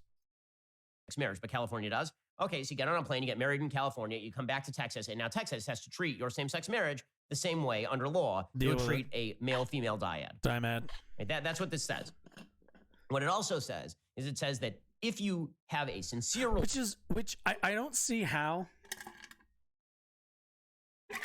I don't see how you could possibly have a problem with that.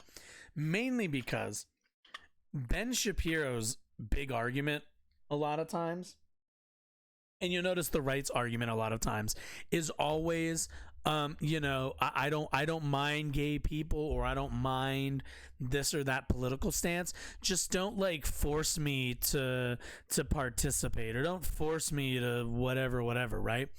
We've all seen like him talking with Dave Rubin and basically telling Dave that he's not going to show up to his I think it was like his anniversary party or something, because it was a celebration of his marriage. But like, the thing is, for Ben and for guys like this, it's very simple. It's nobody's asking you, nobody's now with this law, nobody is forcing you to participate in any part of the system. You don't have to, Ben Shapiro doesn't have to read somebody's what's the word? Read their thingies that they... Help me out here. What are the things? They write something about the other person. They're like, oh, here's my... Not their will. The fuck is it called? What do married people do? I don't remember.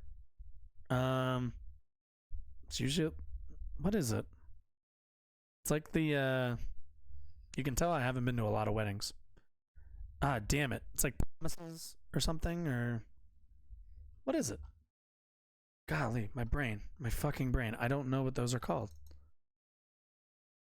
Vows. Okay, that's what it is. Vows.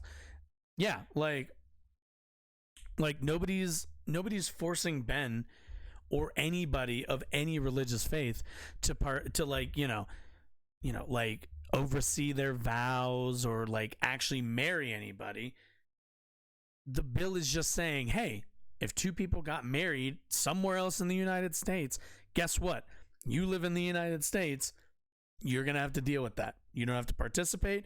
You don't have to like do any of it, but understand they're married. They are as married as Ben is with his wife. And that's the problem, because Ben at the end of the day is super upset that people are married like him and his wife are married. Like,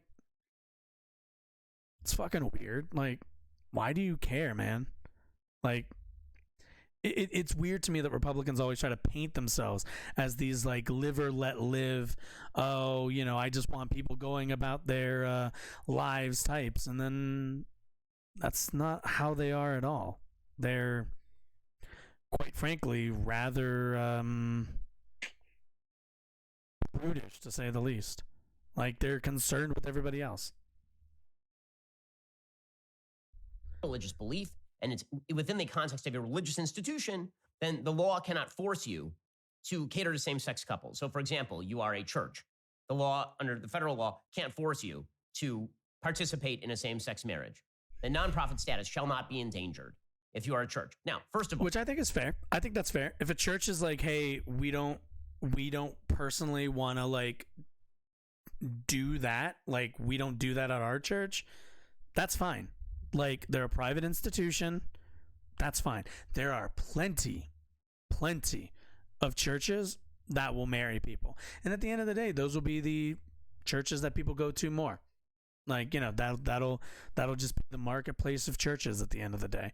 But, yeah, it sounds like a fair, if you have to make a compromise. If it was me, I'd be like, no, I don't, you're a church, that's, that might be what you just have to do because you're a church. That's what, granted, again, churches really are only there for a procedural, the procedural half of marriage. The legal part is the main thing that I think is important, at least from this context. Well, the reality is that the Supreme Court would be very likely to rule that way anyways. You're not actually adding any additional rights for religious people. So Nope. that's They been don't the need sort more of rights. fig leaf for the Republicans who voted, well, we're broadening religious rights. We're just acknowledging the reality, and then we are broadening religious rights. That's not what this is doing. You're not broadening one single thing in this bill. You're also completely neglecting the fact that religious people don't. Well, also, you're like really delineating between church and state. More than anything, what you're doing is putting a real dividing line in between church and state and allowing those two to function properly without what's the word I'm looking for, without interfering with the other, or running up to a situation where you're going to have to what's the word I'm looking for, where you would like run into dangerous like territory. You lessen the chance for someone to push back hard against religious freedoms. It secures everybody's rights the way they are now. Honestly, that's what it does. They're not just religious at church or synagogue. I'm not just a religious person at my church or synagogue. I'm a religious person throughout my life. It dominates my behavior. Right? This is true for literally all religious people. If you ask a Christian, are you only Christian at church or in your home? They would say, no, I'm Christian throughout my life. I'm Christian in how I run my business.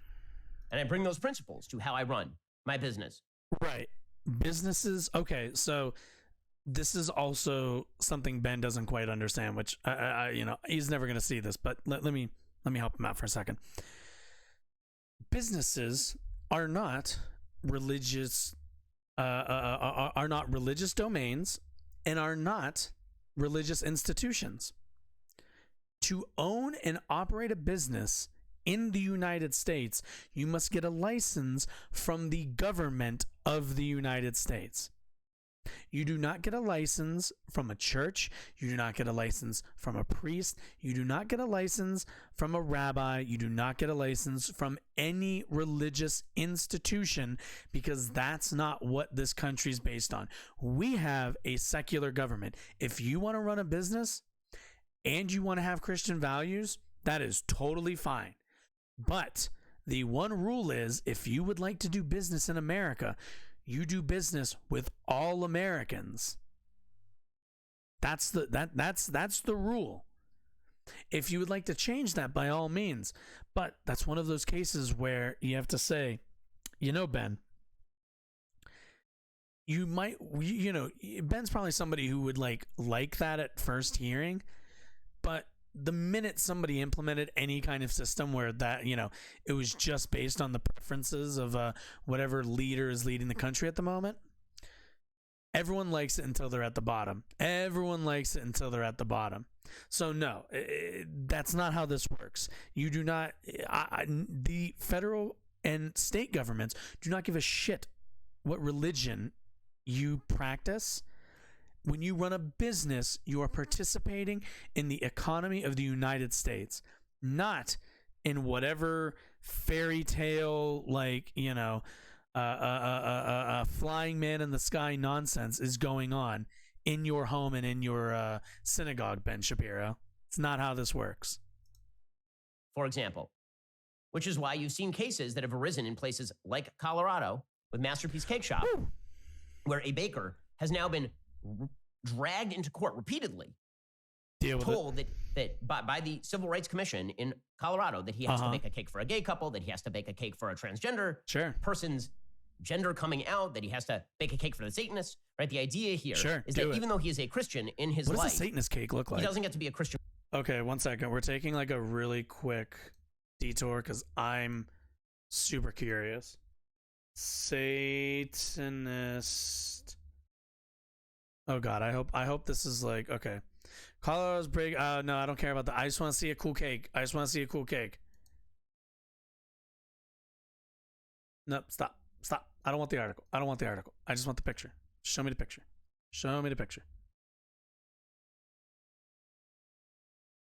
Yo, that's fucking cool. That's fucking dope. This is so dark. Why is it so dark? Can I get one that's not as dark as hell, please? Ooh, that's cool. That's like a brand. That's less cool. Ooh, can you load? No? Okay. It's fun. Okay. This looks like something I could make. like, this is what? No, stop. Where's open? There it is. This is like me level cake.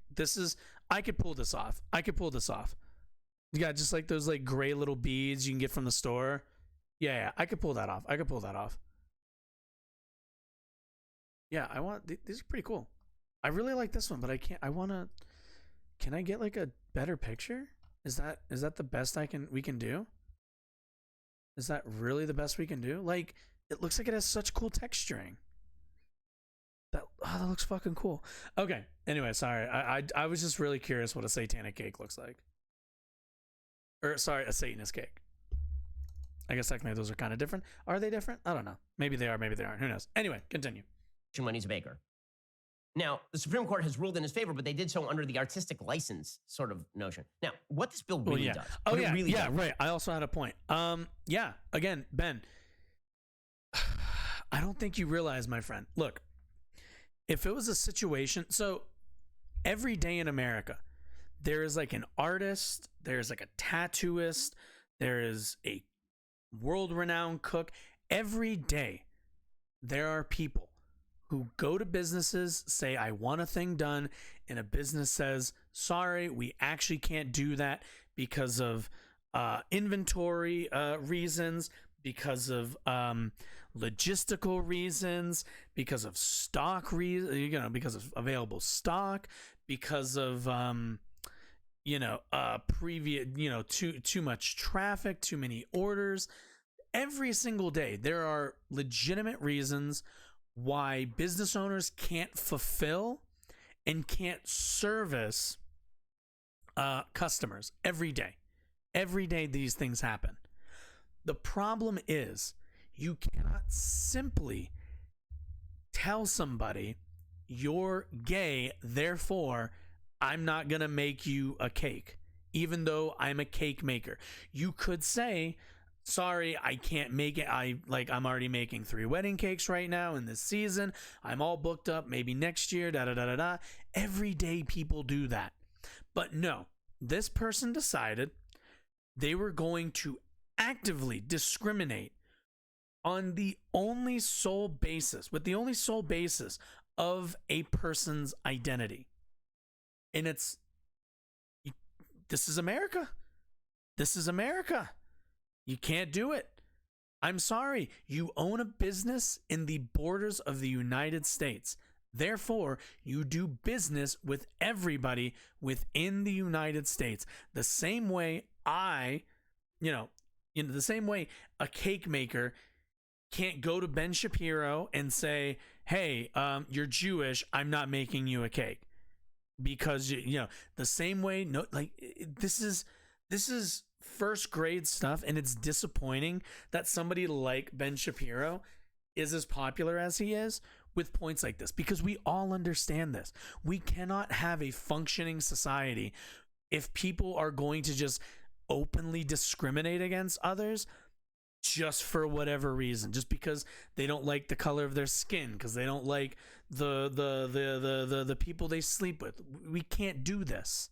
It's not a thing that we can do in this country. We don't have time to litigate this stuff. We have come too far as a society, as a species, to still be having these tired arguments about, like, well, I make cakes. I don't like make cake for the gay. Who cares, dude? Guess what? If you'd like to participate in the economy, you're going to make cakes for the gays. Fucking deal with it. Is it establishes a social standard. The social standard is the same as the Supreme Court tried to argue, Justice Kennedy tried to argue in Obergefell itself, which is the only reason that you would think that society should treat same-sex couples differently than male-female couples. The only reason you would think that is because you are a bigot. That's what this bill actually does. What this bill actually does is it says it's really funny because I don't need to go look, but I'm about 110% sure that the word bigot does not exist in the text of that bill whatsoever. Only reason that we are going to allow you to avoid the consequences of our belief that same-sex marriage is a wonderful moral good is because you're one of those hackneyed, ridiculous religious people who believe in that silly book. I mean, And if you can show that you seriously believe in that silly book, then we will allow you to believe in that silly book, but only in the building that has a cross on top of it. Yep. Only in the building that has like a Magen David, that has a Jewish star on the side of it. Yep. Those are the only buildings where you can actually believe the things you believe. And by the way, the only reason you No, Ben. No. That's the only place where you are able to practice without unabated by the government. That's where. Go ahead and be as bigoted as you would like in your synagogues.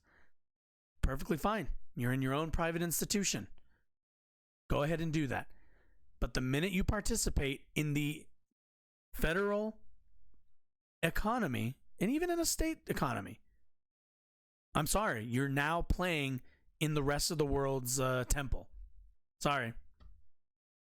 would believe that is because of the stupid book. If it were not for the stupid book, you would totally agree with us. There's no rational reason why you would believe that society I don't know why requires Ben tries to make like preference scientific for arguments. male-female dyads as opposed to male-male or female-female.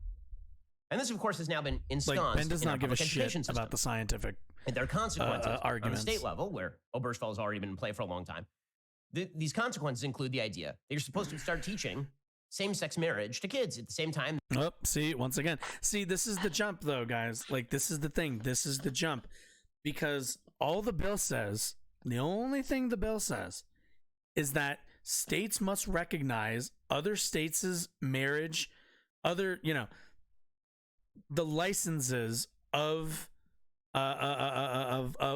marriages of gay people and interracial people from other states must be respected statewide, like through all states.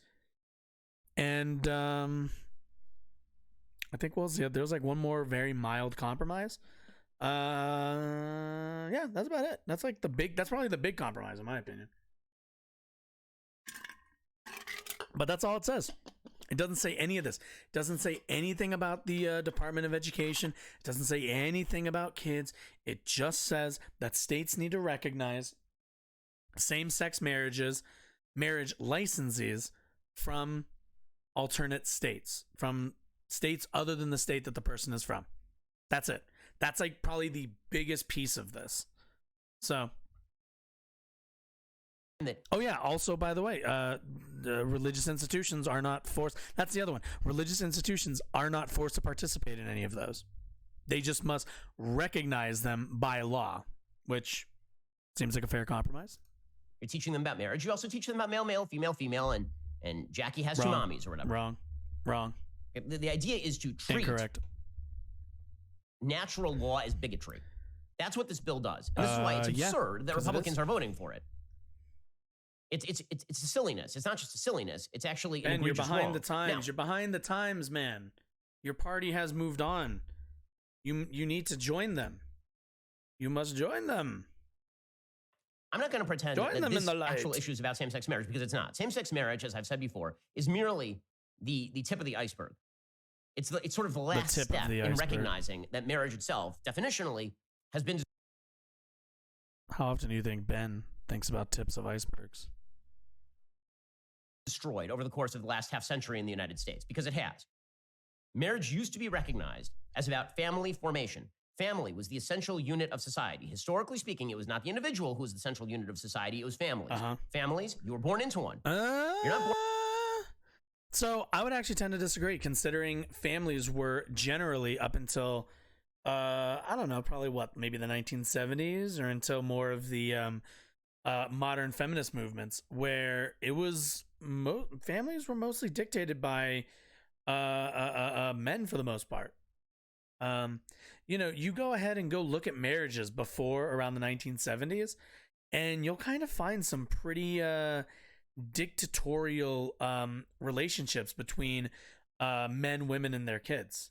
I think we all have heard stories about grandpa cracking the whip, or cracking the belt, and or we've been around some of those kind of older folks where they just have such a deep ownership over their families, which to a lot of men, and Ben, I'm sure Ben believes a lot of this too, for men, families are a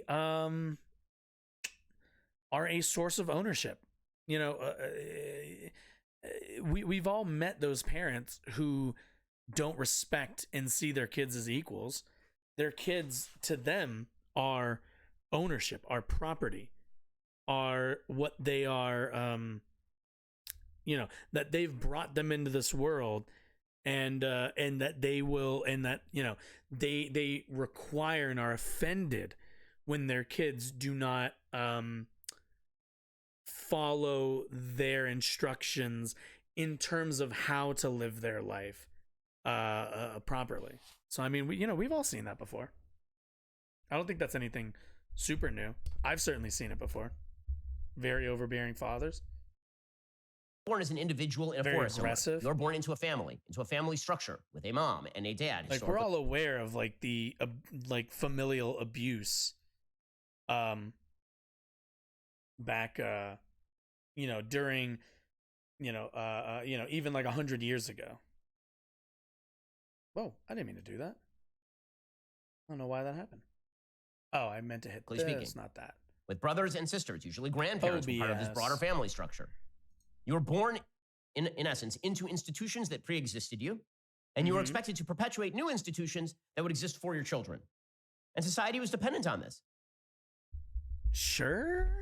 I mean, that's kind of like one of those things where I feel like that's narrativizing a lot of human history, where it's really just these are structures that we've built up. That, the idea that any of these structures are like this weak is a pretty open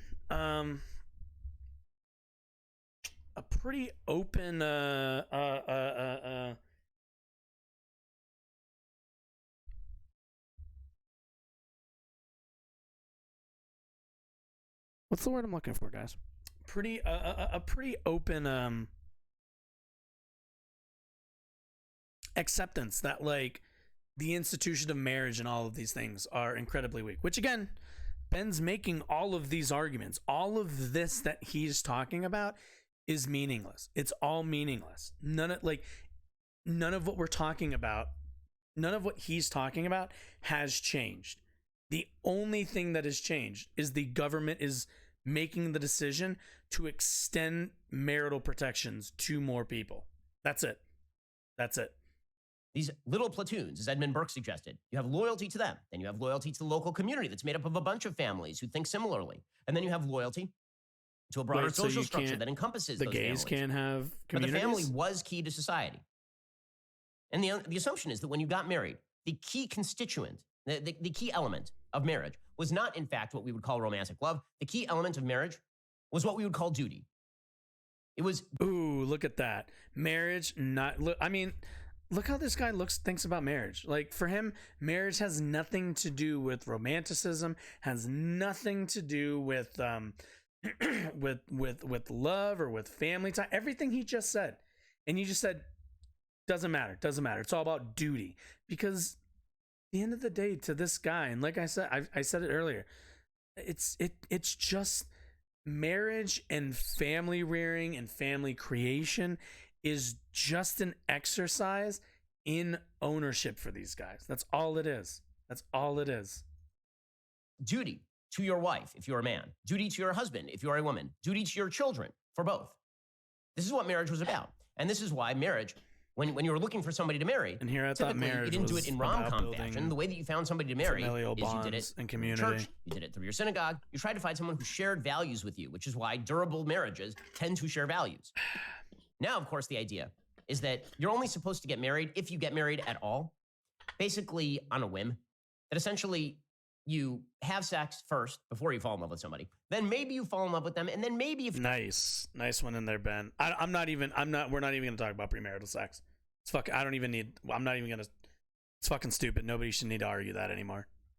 You're like one of those old-fashioned... Considering this guy also is somebody who pretends to be concerned about birth rates, spare me. People. For old-fashioned reasons, maybe you get married. Because marriage is no longer about the generation of a new family unit. Instead, what marriage really is about your mutual pleasure with somebody else. That's all marriage. Well, once that happens, same-sex marriage is the natural coda to that. Mutual pleasure? I mean, I don't know too many people who just get married because they like fucking their partner. I'm sure it's a thing that I'm sure most people who get married like fucking their partners, but to say that would be that's like the reason people get married is I don't know. That's a bit it's a bit out of touch at the very least. Also, Ben here is kind of forgetting that like we already have like polls and explanations as to why people don't get married, and it's because of economics. It has almost nothing to do with any of the shit he's talking about. Mostly it's economics and the ability to actually start families, which has become harder and harder and harder and harder as the last like maybe 2-3 decades have gone on. Less and less people get married because it's just less and less feasible. It's just a little bit harder now. Same-sex marriage is not really the issue that we're talking about here. What we're actually talking about is the enshrinement in American law of the idea that marriage is no longer about family formation. Because it's not about family formation. It's not about family a very is not about specific voluntary family formation. The idea of the very voluntaristic rigid family structure. is a very new idea in all of human history. Before that, it was just a thing that happened. It was a thing you were born into. I mean, yeah, it's just it's always been a thing. At the end of the day, like when people didn't have families, when people didn't have this like government defined thing called a family, like fucking tribes would like raise all of the kids. The whole village would raise kids. There are like households nowadays, still to this day, where kids are raised by their grandparents who live in the same house as their parents. There's so many different, like the biggest problem I have with like Ben and this whole argument is that there's only one rigid, unmoving, inorganic version of a family, and it must be one wife, one husband, one daughter, one son, and like a dog probably. It's like, fuck's sake, dude. I'm sorry, man, but like, first of all, the nuclear family was only really a concept like beginning around the 1940s and 50s, but like that's not even the norm in like Spanish families. Like in Hispanic families, it's like a fuck ton of people always. Like there's like a bazillion people in the fucking house all the time. So I'm like, I don't know what this is where it's like, oh, it needs to be this one. It doesn't need to be anything. Family can be whatever you fucking make it. I don't know why. I know why. It's because he's a fundamentalist, like Jew. That's why. Like that's at the end of the day the reason why he says that. But still, you didn't volunteer yourself into a family. You're born into one. So you can't volunteer yourself into a family. Human history into a family. As a child of adoption, I volunteered myself into my family. I'm not 40% of all marriages in about 1940 were shotgun weddings, where somebody would get pregnant and then the baby was early, right? The idea was that family formation was a natural part of humanity, and it was something that society had to prop up. It was something that society had to foment. Society had to have social standards, not even by law, but just socially. You had to have social standards that promoted things like monogamy. Yeah, man, we that pick promoted our things standards. like sex within marriage. That promoted things like have babies. These were all social standards that were considered societal goods and necessities, not just goods, necessities. Societal goods, maybe, but mostly like you can't argue that you should have kids because it would benefit society. You should have kids if it benefits your life. Anybody who tells you differently is, I mean, quite frankly, we have a lot of people on this planet. I'm sure we don't need more kids. Very, very important stuff. And then we decided that we were essentially going to discard all of that. We Remember, decided Ben that pretends it was to no care longer about freedom. necessary in a prosperous society, that we had substitutes for things like the institution of family. Uh-huh. And this came about for a variety of reasons. Birth control was a big one, because it turned out that nature cut very much against the idea that voluntaristic romantic association was the key to life, because usually that resulted in a baby, and then somebody had to take care of a baby, and so the family would automatically form around the baby. It's almost like we progressed to the point in which nature and the natural processes became manipulable by us. Sounds like a skill issue. Baby. Birth control severed that connection. So that Sounds was like one we thing. just got good. And then welfare came about. Welfare completely severed the connection because now the idea was even if you had a baby, daddy doesn't have to be around. Government will be the daddy and government will pay for everything. And so marriage. Well, usually people go on welfare because, like, fathers skip out, and or because at least one family member decides to skip out, and somebody has to fill that void. I mean, is Ben going to? Doesn't really seem like it, but yeah, I mean that's people forming a family around a child. You would really think that he'd be more in favor of that, but guess not. Basically became sort of an evolutionary holdover. It was essentially a vestigial organ. It was like your appendix. It was a vestigial organ in institutional life. Well, the problem is marriage is not vestigial. Marriage remains essential. We'll get to more on this in just 1 second. First, getting stuck in Black Friday crowds, not comfortable. Shopping Tommy John's Black Friday sale from your couch. That is super comfortable. Hey, stop it. Yeah, I mean, look, guys, at the end of the day, at least for me, I want people to be happy. I want people to be able to form the families that they want to form and that will make them happy. And Ben doesn't really seem like he wants that. Because Ben Shapiro and a lot of fundamentalist religious folks like him, unfortunately, are more interested in their in their dogma than I think the actual real world outcomes of their movement. Like, there's unfortunately just not a lot that one can say besides, look, man, like, I get that you're religious and you like normal marriage, but I'd like more than just the Jews, the Christians, and the normal married folks to be happy too. And more happiness is better. I mean, you know, how many families are going to, how many families are we going to see adopt because of this? How much more adoption are we going to see because of the more widespread acceptance of gay marriage? I would argue probably a lot.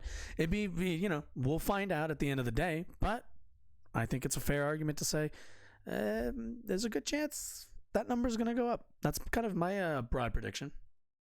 But anyway, all right. So I think we're going to take, what time is it? Yeah, we're going to take like one more break, I'm thinking. And we'll be back to kind of finish up. We got I want to look at some polls for the 2024 Republican primary.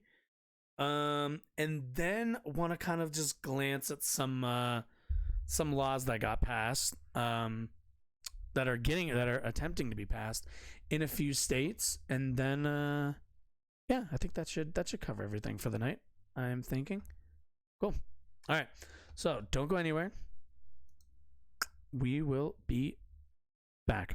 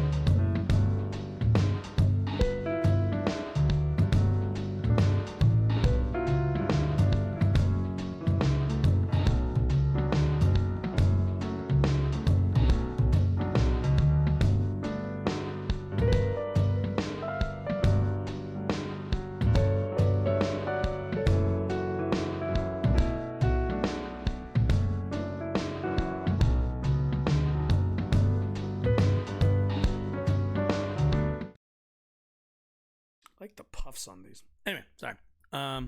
Welcome back. How's everyone's Thursday night going? Is everyone having a good night tonight? Sorry, I'm stalling while I reopen the tabs that I accidentally closed. Tabs that I closed. You know, I realized earlier today, I realized I was going to stream tonight. And I realized that movie, The Menu, came out tonight. And I was like, fuck, I had to go see that. Probably end up seeing it Sunday, but really wanted to see that. Hopefully, I really want to see it Sunday, hopefully.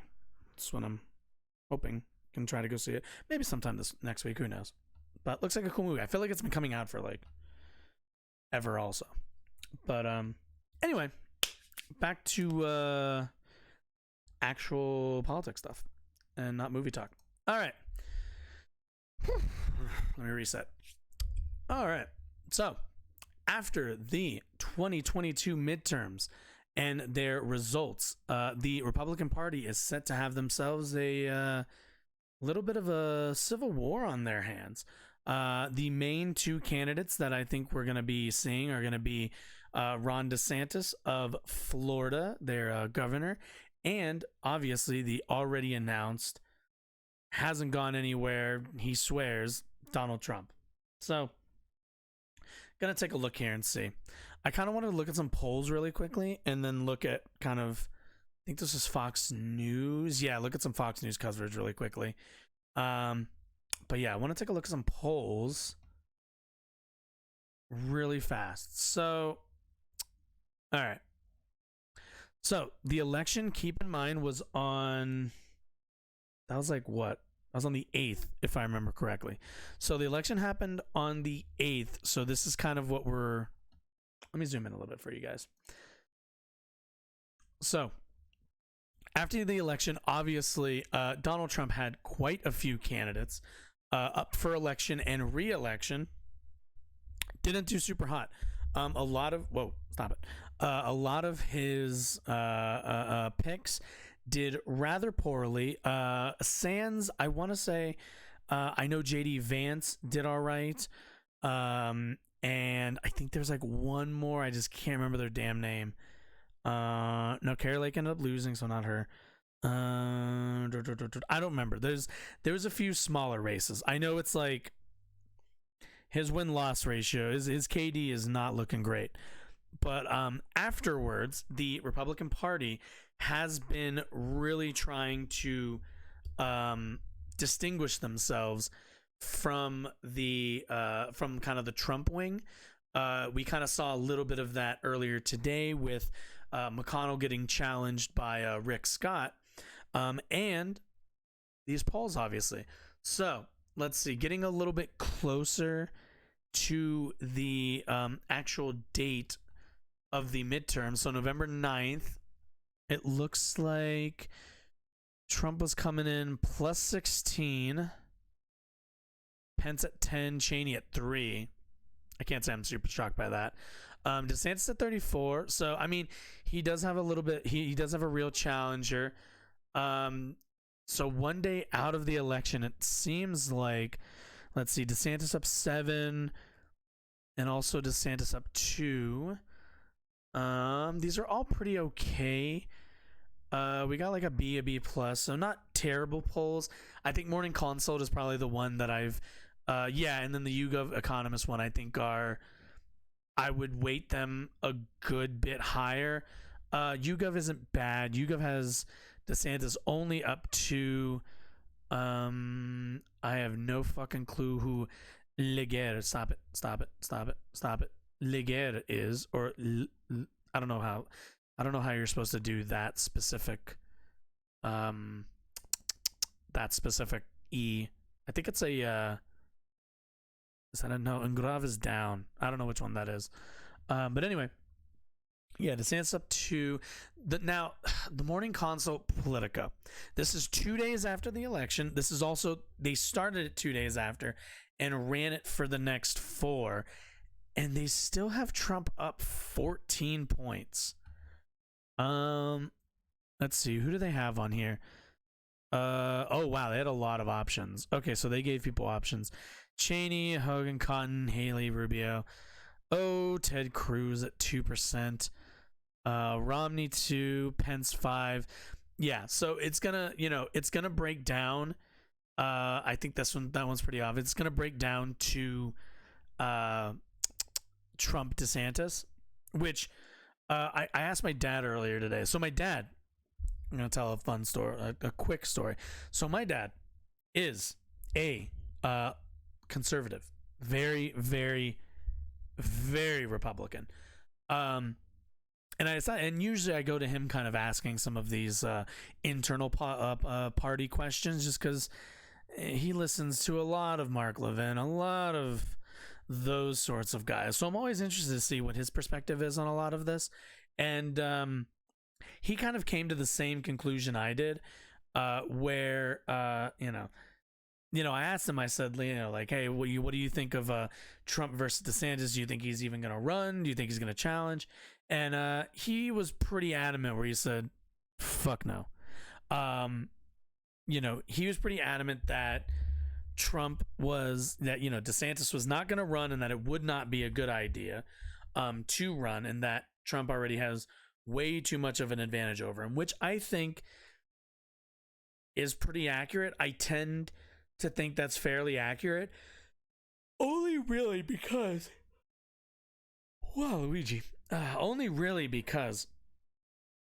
Trump's crowd, if you got to see it, let me see if I can if I can find it really quickly. Like Trump, let's see, Trump. Let's do announce.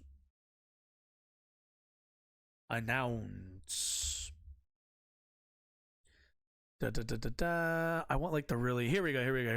Okay. Here we go. Da, da, da. Trump. Here we go. In order to make America great and glorious again, I am tonight announcing I kind of want everyone to hear really quick. For President of the United States.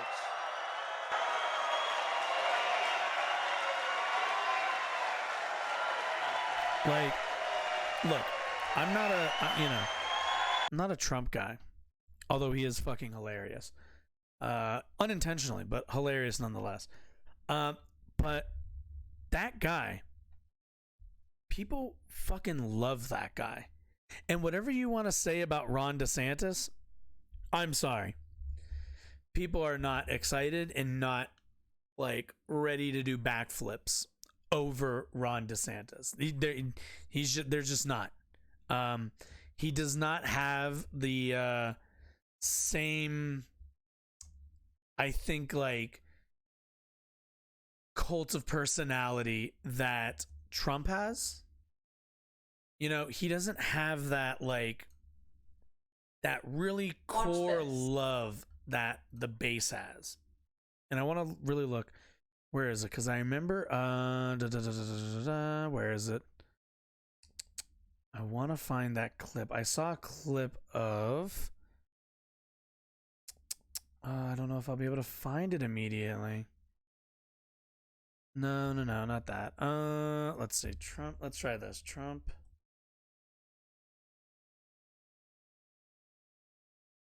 DeSantis. Let's see.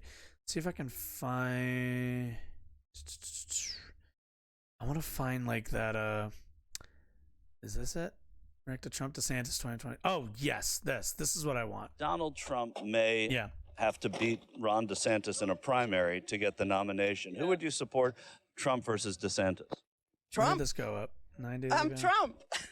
Oh, that's a tough one because I'd love either one as president. Okay, yeah. So this was like, if I remember correctly, this was filmed on election day or around election day for the midterms in Florida. So okay, and I'll tell you this: Trump's my president, and DeSantis will be my next president. Seconds. If Trump wins, if he runs, he'll win. If he decides not to run, he may not. DeSantis will be president. But either way, it's like going to. The Republican Party has to convince this guy to wear a DeSantis, like, for president hat. Like that is the mission that they're gonna have to be on. And you know, I don't know about you guys, but like, I don't got a lot of hope in that for the Republican Party. I cannot see them wearing like a MAGA hat is like fucking like it is the greatest thing these people do every day. They get dressed, they put their shoes on, they put their pants on, you know, they put their polo shirts on. But goddamn, like wearing that MAGA hat feels fucking good. Every time they wear that MAGA hat, they're just like fucking owning the libs every time. So you've got to like, you have such an uphill battle if you really want to take that away from them. If you would have, it's convincing like Ben Shapiro, God doesn't exist. I just don't think it's possible. Let's take a look at the last two of these. We got DeSantis up 8 from this one, which I've never heard of, so I'm gonna kind of disregard it. The YouGov Economist one is interesting. What's that got? DeSantis up 7. It's not awful. It's actually pretty decent. Let's see. Can I see the poll? Here we go. Can I see it and something more interesting to look at, or is this as good as it's gonna get? Okay, no, I guess not. Well, that's not, can I see? Okay, wait. No, this is for YouGov. I don't want YouGov. I want, give me the poll. Give me voters want Damn it, man. I want a fun graph. I want a graph to look at. Show more. Give me more. Let's see. Let's see more. Okay. YouGov Economist. DeSantis up 7. Yeah, Trump up 14. If we're going before the election, Consult had it at up 22. After the election, it cut that down to a third, but even still, 14 points is I don't know. I don't think Ron DeSantis is making up a 14-point lead on Trump. I just don't see it. Is that all the polls? Show me more polls. Show me all the polls. Okay, these are going really far back. Okay. We got some DeSantis. Yeah, I mean, I don't know how. I can't say that I think that's going to be close at all. If DeSantis runs, he's going to get fucking creamed. At least in my opinion. That's what he's in for if he dare run. But let's pop on over to Fox News, because they have been, Murdoch and kind of his organizations have been going hard against this man Trump. So let's take a look at what we got going so far. Former President Trump apparently prepares to announce another run for the White House. Some Republicans looking for other options. Okay. The Washington Post reporting, quote, in private conversations among donors, operatives, and other 2024 presidential hopefuls, a growing number of Republicans are trying to seize what they believe may be their best opportunity to sideline Trump and usher in a new generation of party leaders. Let's be honest, it's the old generation. It's the same establishment guys like Mitch McConnell and the rest. Which, again, I mentioned this earlier, Republican voters fucking hate the establishment. Other hopefuls include Florida Governor Ron DeSantis. Oh, Jesus Christ. Look at this fucking parade of losers.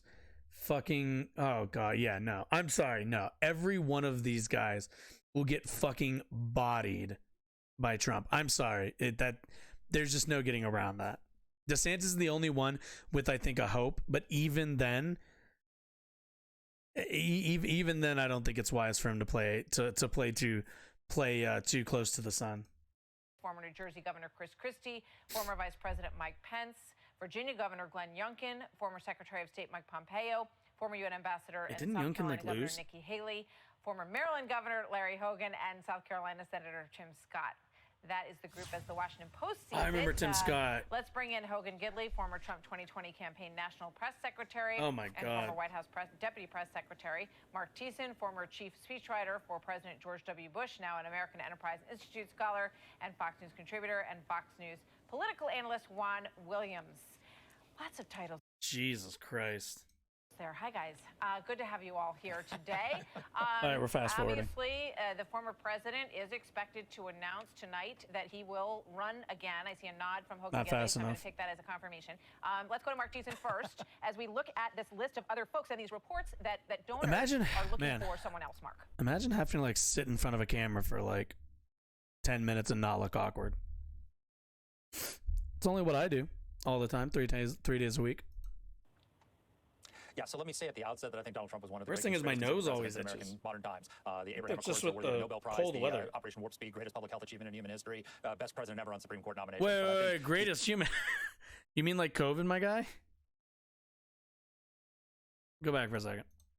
The Abraham Accords are worthy of a Nobel Prize. The Operation Warp Speed, greatest public health achievement in human history, best president ever on Supreme Court nominations. But I think he's made himself unelectable, and we can talk about why. And that's why I've urged him not to Ooh, run. yep, there it but if is. you look at that field, Unelectable. you've laid out a great Yeah, field. so that's going to be the argument going into 24 is that he's just unelectable, which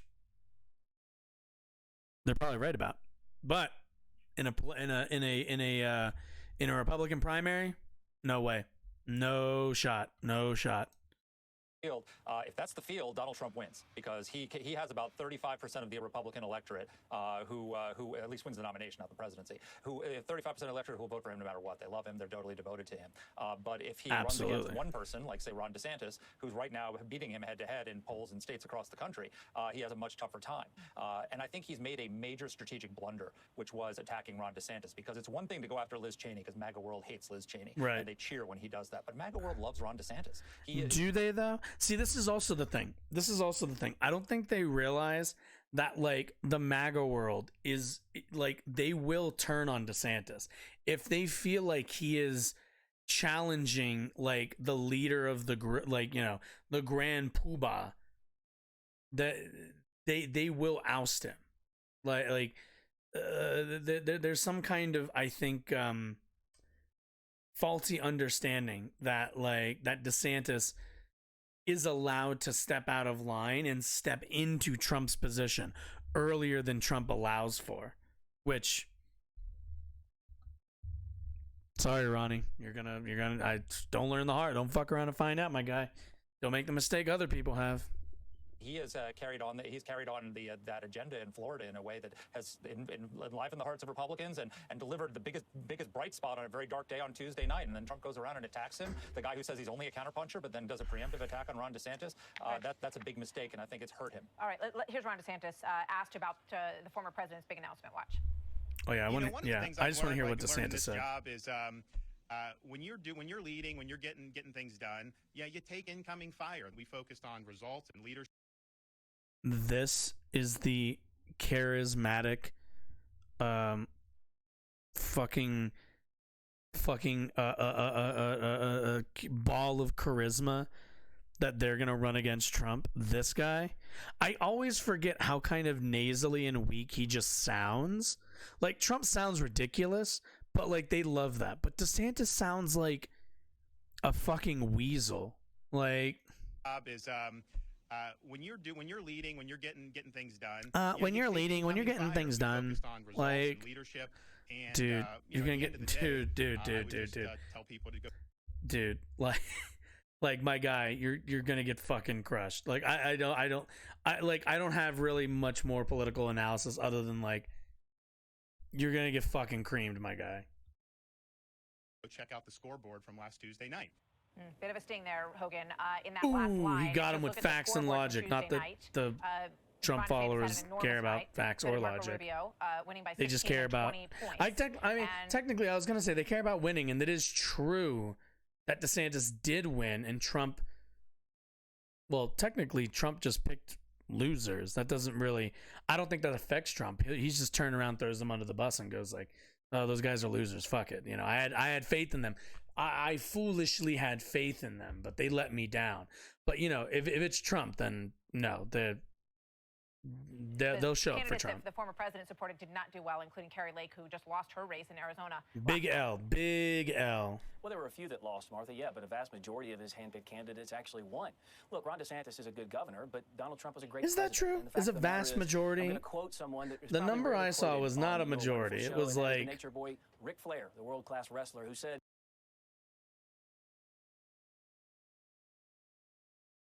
I'd really appreciate, and I'm going to ask this of all Republican operatives, leave wrestling out of this, you dipshits.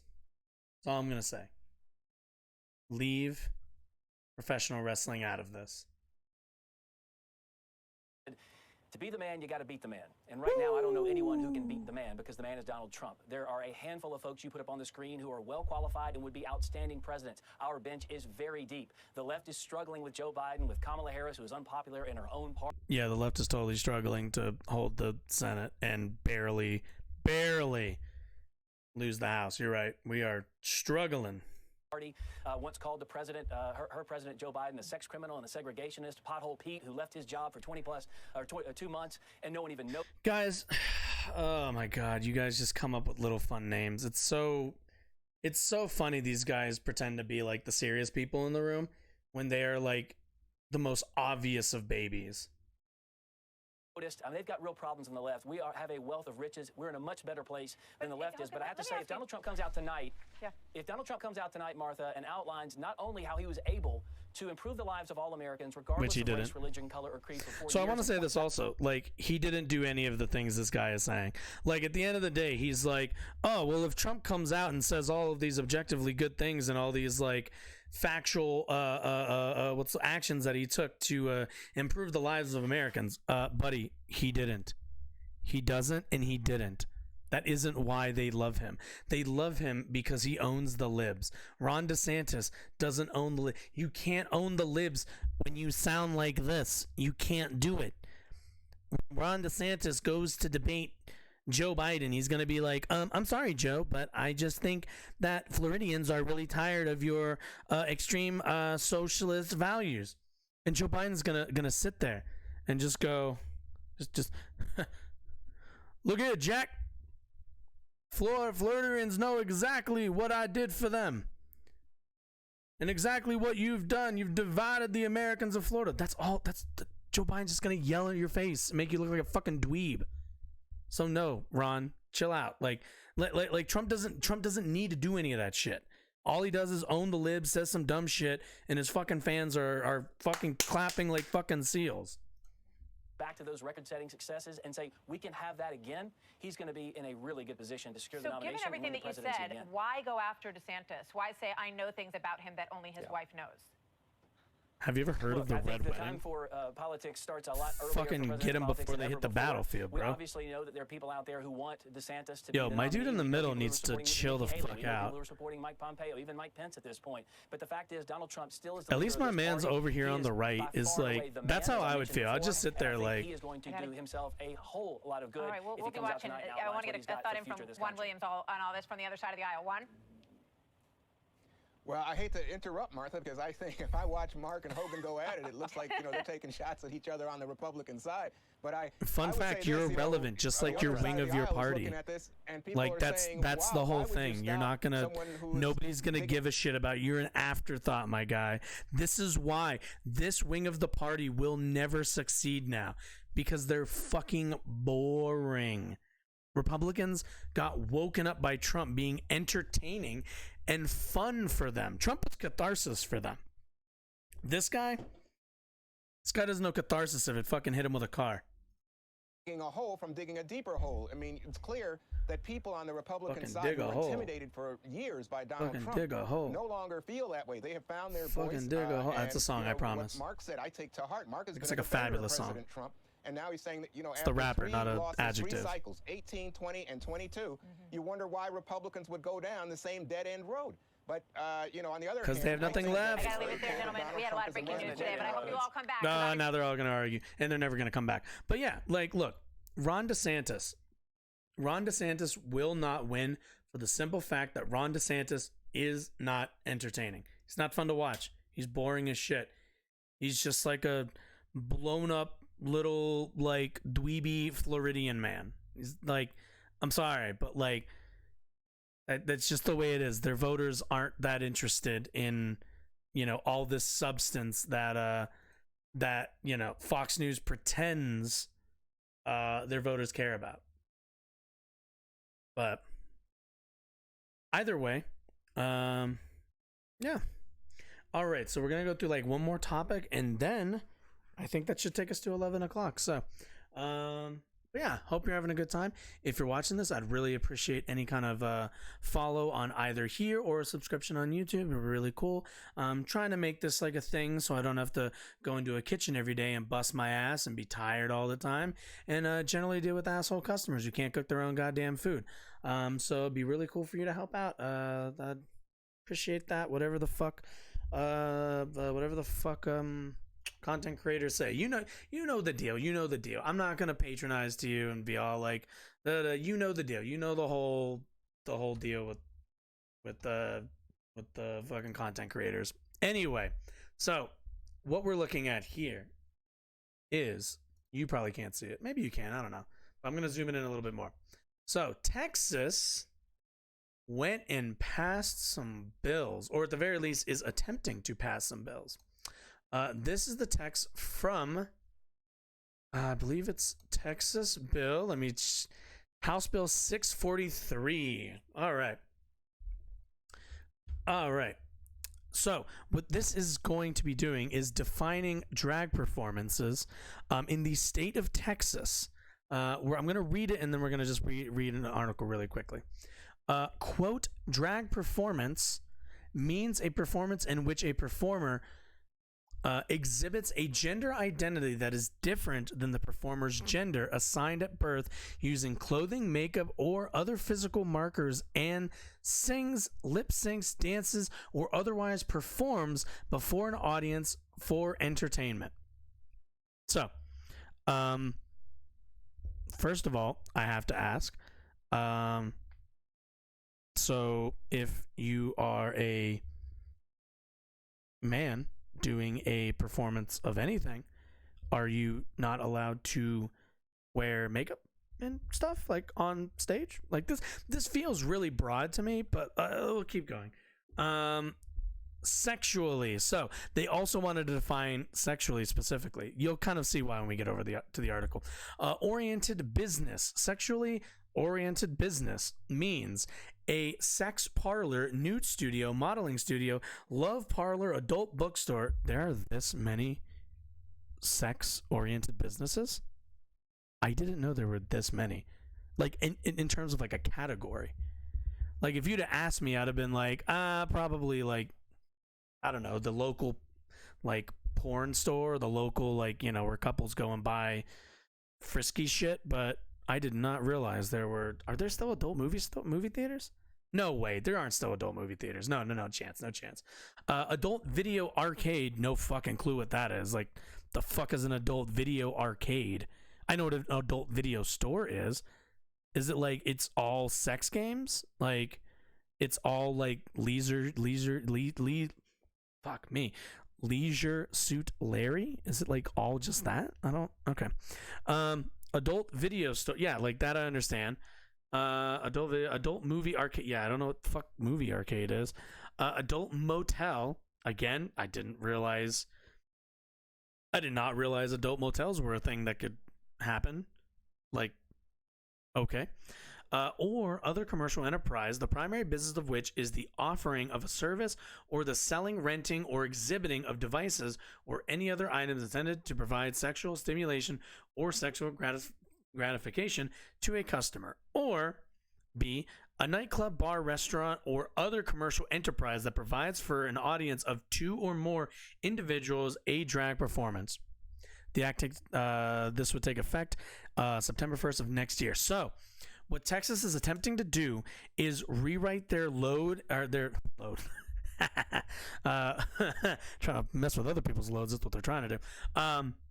Rewrite their code in terms of defining of certain words, and also trying to tie in bars and nightclubs and stuff to restrict the I think what's mostly what's the word? Not labeled, but what's marketed as was it family friendly, like drag shows, which are essentially, you know, performances where people wear makeup and stuff, but, you know, are like family friendly. So there's no nudity, there's none of that. It's just people in costumes acting all silly, right? But with this new Texas bill, they're trying to tie that specifically to sexual acts and making drag performances by definition sexual. That's also why they included the nightclub and bar section of this. So because a lot of these like drag shows will happen in like bars during like the daytime, they'll have, you know, where families can come in and hang out, have some mimosas, chill the fuck out, whatever, while also they go to like a drag show, and it's like perfectly fine for kids to come out to be around. So that's what they're generally targeting. But let's like read a little bit more, because I'm not always the best communicator of complex law. So let's have somebody from Yahoo News apparently wrote about this. Texas Republicans introduced 17 anti-LGBTQ plus bills. So yeah, as the Republicans take power, remember, this is also why the Democrats are rushing and quickly attempting to pass the equal marriage law, basically federally. Equal marriage law federally. That's why they're trying to move as quickly as they can, mainly because they don't want this type of shit happening in the states too quickly. You know, so despite Republicans being resoundingly rejected for their extreme positions against individual freedoms and tolerance of the LGBT plus community during the midterm elections, Texas Republicans are doubling down on their war on the LGBTQ plus people. On Monday, Texas Republicans introduced 17 bills targeting the LGBTQ, oh my goodness, I can't say this every time, plus community, and the legislation included bans on access to gender-affirming care, topics in school, LGBT topics in school participation on college athletic teams, and even one bill that would criminalize drag performances. That's the one we just talked about. Texas State Representative Rafael Anchia, a Democrat representing the Dallas area, criticized his colleagues on Twitter. Let's see, on the first day of, okay. As of Monday, Texas legislators could file new bills in upcoming legislative sessions starting in January. Republicans went straight for marginalizing communities. House Bill 672, a bill authored by Republican Representative Cole Hefner, would revise existing state laws to criminalize, quote, administering or supplying a puberty suppression prescription drug or cross-sex hormone to a child for the purpose of gender transitioning or gender reassignment. So this shouldn't shock anybody. The war against what's the word I'm looking for? The war against hormone blockers has been kind of one of the battlefields that the right has used to undermine and attack the healthcare needs and or desires of people, the LGBT community. At the end of the day, hormone blockers do not, and I want to emphasize this, they do not full stop your development of puberty. They simply pause until the proper drugs are taken, or until you get off of the hormone blockers and you just continue with your normal puberty. That's all it is. It is like, you know, it's the difference between stopping a movie and pausing a movie. It's not that difficult, but you know, they're going to keep lying about that, which is fine. Let's see. Suppose a transgender or intersex child undergoes surgery or another medical procedure to transition to a new gender. In that case, it'll be considered felony child abandonment by guardians and physicians under the proposed law. How that makes sense, I have no idea.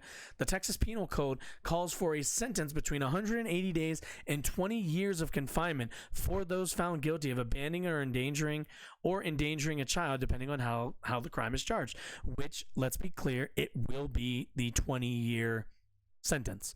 They are going to threaten the parents of trans kids with 20 years of prison for affirming their child's desired gender role. That's what they are willing to do. And they will most likely throw any of these trans kids into Texas CPS, where they can get funneled to probably, and I'm going to narrativize a bit, some weird religious institution or religious like boarding family or something. And then, maybe those kids pop out 5 years later completely not trans and totally repressed, and a complete sad story of somebody being robbed of their agency. Let's see.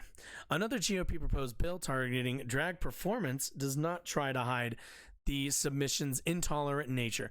Brought forward by Representative Jared Patterson, whose district includes the Dallas area, House Bill 643 seeks to include drag as sexually oriented material by redefining drag performances as a performance in which a performer exhibits a gender identity that is different. We read this. Yeah. The change would take advantage of existing Texas laws and criminalize any bar hosting transgender performers while admitting children. Even if the children aren't attending the performance, it conflates trans people and drag queens. So again, not all drag queens are trans. Not all trans people are drag queens. They're completely unrelated. Yeah. That's a blatant misunderstanding, but unfortunately these people have no interest in actually understanding those differences. Legal experts say the law would make it a crime for transgender people to perform at any venue. Earlier this year, Texas Governor Greg Abbott ordered investigations into families who provide gender-affirming care for their children in February, based on the non-binding legal opinion from attorney Ken Paxton that allowing kids access to such care is child abuse, which is just his opinion, man. I mean, this is one of those things where doctors like, oh, actually, it would be good from a medical perspective for this person to receive the kind of affirming care. And what's this guy's name? Ken Paxton going, I don't give a fuck. I think that is abuse. I think if you affirm your kids' preferred gender, that is abuse, because I'm a dumb fuck. So, yeah. After the Supreme Court's June decision to overturn Roe v. Wade in the Dobbs decision, Paxton said that if Texas passes a law banning same-sex intimacy, it would be, quote, willing and able to defend it in court. So, remember, and this is why, when Ben Shapiro gets on his little soapbox and does his little speech about how you're redefining family and woe is me, the societal implications of the degradation of the family unit, I don't know why I make him sound like Bill Cosby. But when he does that, he is obfuscating the fact that Republicans in the state of Texas, and most likely in other states, Texas is just one of the forefronts when it comes to anti-LGBT and anti-freedom laws, understand that these are spreading. These laws are not just in Texas. They're in every county. There is somebody somewhere trying to pass these in some kind of municipality near you, and in the state next to yours, most likely. So that is why the Democrats, that is why, Democrats in the House and the Senate, and, those senators in, those Republican senators are voting to pass this marriage bill, because a lot of those other senators already see the writing on the wall. If marriage equality does not get passed federally, right? Does not get passed federally, Republicans take control of the House of Representatives, and the Senate goes back to being a split house for the most part. The Democrats will run relentlessly on that vote, and they will bury the Republicans. Republicans, like Mitch McConnell, even though he voted against it, but he knew that there were they already did the whip vote, so they already knew they had enough votes to pass it. So the people who didn't want it to pass already felt safe in voting no, because there was already 12 Republicans willing to cross the line and vote in favor of gay marriage federally. So what is going to happen now going forward is we are going to see, I would predict, a vicious fight between the much farther, much more evangelical, much less electable, more importantly, wing of the party. Like, you have your Marjorie Taylor Greens, you have your Boeberts. Lord, I don't actually know if she's won her race. I should probably look that up. Let's find out. I'm super curious now. Lauren Boebert. Let's take a look. Too close to call with margins inside recount threshold. God, Jesus, God. Anyway, I guess she's not going anywhere quite yet. Probably get a recount. But my point is that the party understands that they cannot allow themselves to be painted as the party that Ben Shapiro, Matt Walsh, Charlie Kirk, Candace Owens, all of these online figures who have been pushing this theocratic bunk, they cannot hand the party over to them. They will not win elections. They will not win seats. They will bury their own party under their own supporters' weight. And that's what a lot of the centrist I'm not even going to say centrist. That's what more of the establishment Republicans are attempting to do. They are trying to clinch on to the last bit that they can to save the party in terms of from a electoral standpoint, because they know they're fucked. They know that they are fucked. Once guys like Trump, guys like Rick Scott, guys like Ted Cruz, once these guys take power, their party will not win elections anymore because their ideas are just too odious. They have found themselves, even in Texas, to be too unpopular in this case.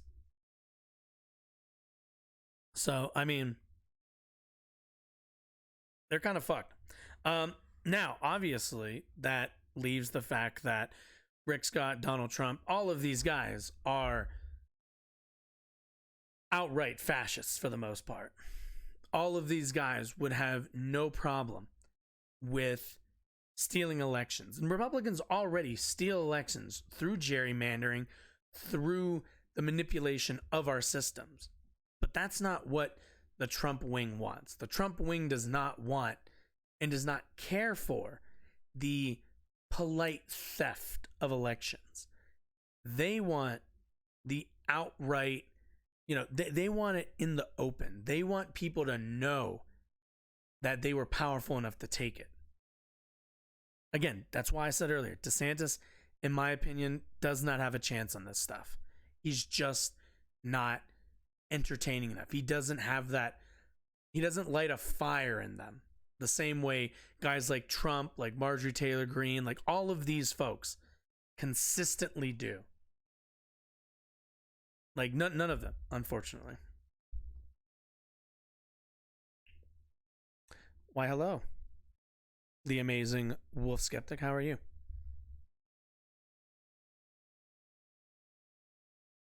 Is this a leftist channel? It is. Are you a leftist? Da, da, da, da, da, da. Sweet. Love to hear it.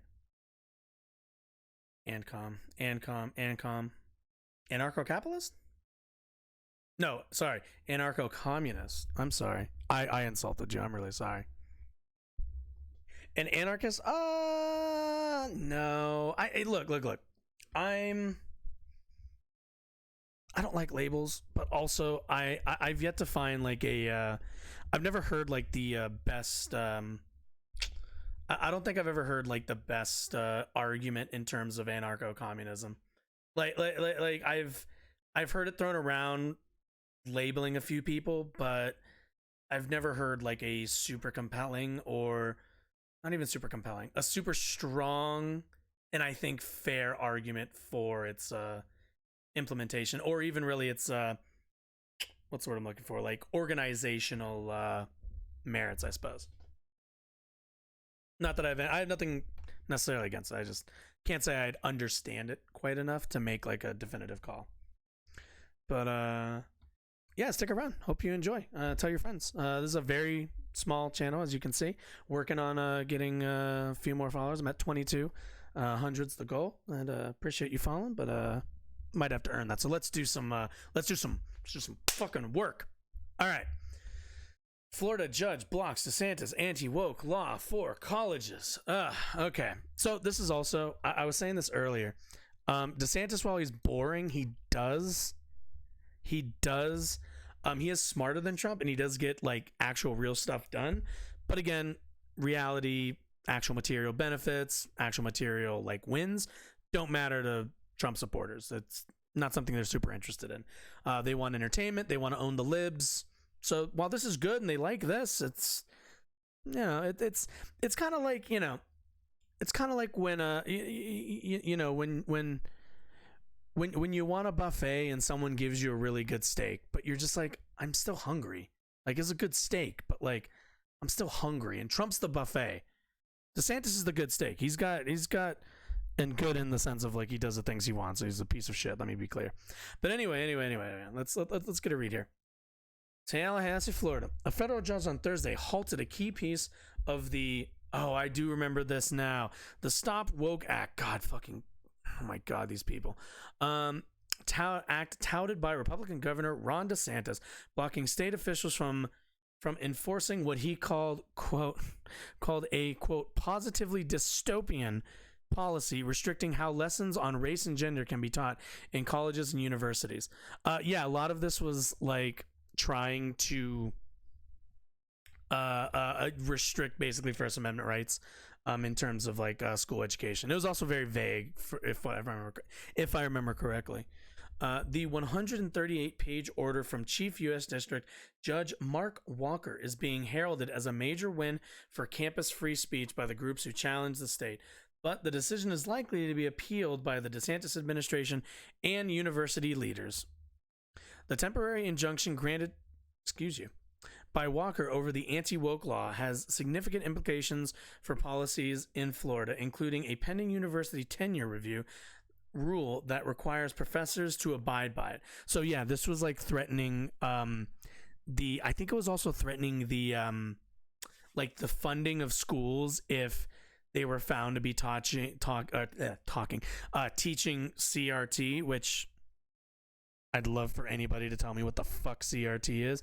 Even though, granted, actually, I'm kind of curious now because I remember somebody making CRT Google Trend. Did I spell trends right? Trends. Here it is. Oh, wow, that was stupid. Why'd I do that? 1 second. CRT Google Trends. Past 24. No, I don't want. Okay, that's fine. I'll adjust it. No. That's not. Well, searches for critical race theory. Yeah, I know it did. That's my point. That's my point. Okay, here we go. Critical race theory. Past 12 months. Let's take a look. So we got let's interest over interest by subregion, Texas and Florida. So not exactly a winning 50-state strategy here. You know, what, 31 search interest in California, and then oh wow, look at Texas and Florida, man. Like, don't get me wrong, Republicans will continue to win Texas and Florida, but I don't know if anybody told them that they're not really gonna be, you know, there's other states to worry about. But yeah, like, is this like the cutoff, I'm assuming? Yeah. So, you know, you got a little bit of interest here, peaks a little bit here, nothing all summer. little bit here. Like it's just not an interesting topic. Nobody fucking gives a shit. But like, you know, Ron DeSantis and his administration go and fucking do this whole bill for it, which again is, you know, Florida obviously is very interested in it, but it's really only for the election season or during specific times, and then it fades away because it's not fucking real. It's just something they make up to win some votes and to gain some momentum. But anyway, let's see. It was a bright, cold day in April. I'm not reading your... What is this? George Orwell? No. Florida Republican-led legislature approved, of course it did, the anti-woke legislation, Florida House Bill 7, for the Individual Freedom Act earlier this year. The law directly inspired by DeSantis expands Florida's anti-discrimination laws to prohibit schools and companies from leveling guilt or blame to students and employees based on race or sex, takes aims at lessons over issues like white privilege by creating new protections for students and workers, including that a person should not be instructed to, quote, feel guilt, anguish, or any other form of psychological distress due to their race, color, sex, or national origin. Again, this is, and I say this with all my chest, fucking stupid. Mainly because if you've ever been in a classroom, which I don't know, maybe I didn't grow up in Florida, but maybe Florida classrooms are a bit different. But yeah, I don't know any classrooms that are telling white kids that they're to blame for like slavery or that they should feel guilty about slavery. Hell, I didn't even hear the word white privilege until I was out of high school and well into college, really. While white privilege has always existed, it's always been more of a activist term and a lot less of a like educational term, because there's no real like you know, to me at least, there's no real place in education where you need to talk about white privilege. You would really just describe the systems and describe the people at the top of those systems, and how those systems are fundamentally racist because of the people who built them, and because the people who built them generally are usually white. But that's, you don't really need to focus on that. You mostly need to teach like, hey, racism bad, slavery bad, colonialism bad. We'll let you figure the rest out. But yeah, I don't, you know, you can raise your hand if you ever felt guilt, anguish, or any of these psychological distressors while in high school learning like probably basic history. But again, this is Florida, so we have to kind of put the Florida clause in there, you know. Let's see what else we got. In his ruling Thursday, Walker determined those policies violate First Amendment free speech protections along with due process rights in the 14th Amendment on college campuses. The law officially bans professors from expressing disfavored viewpoints in university classrooms while permitting unfettered expression of the opposite viewpoints, wrote Walker. Defendants argue that under this act, professors enjoy academic freedom so long as they express only those views of which the state approves. This is positively dystopian. Yeah, I mean, it's basically, you know, essentially this is the, hey, we'd love for you to teach our kids, but we only want you to teach exactly what we tell you to teach them and nothing else. So it's kind of one of those like, all right, I think we kind of understand each other as to the honesty of our concerns here. Thursday's court ruling stems from two separate challenges from the Stop Woke Act that were heard together since they both were filed and the law applied. Other legal challenges target K-12 schools and the workplace. One of the lawsuits was filed by the Foundation of Individuals for Civil Rights and Expression, a college free speech group on behalf of the University of South Florida professor, student, and student groups. It alleged that the legislation pushed by DeSantis, faculty members are hired to offer opinions from their academic expertise, not to toe the party line. Yeah, I mean, look, this is just the state, trying to enact laws that, this is an administration who would like their political ideology pushed explicitly by educational institutions and by workplaces at the end of the day. Like that is what they want. You know, there's not really a lot to this besides, hey, I'm the Republican governor. You're going to teach the people my Republican governor opinions, regardless of their deference to the facts. Please, thank you. I believe in freedom. Totally. But yeah, that's all this is. That's all this is. And, you know, I think we all know how the education system has been going for Florida. It's not great.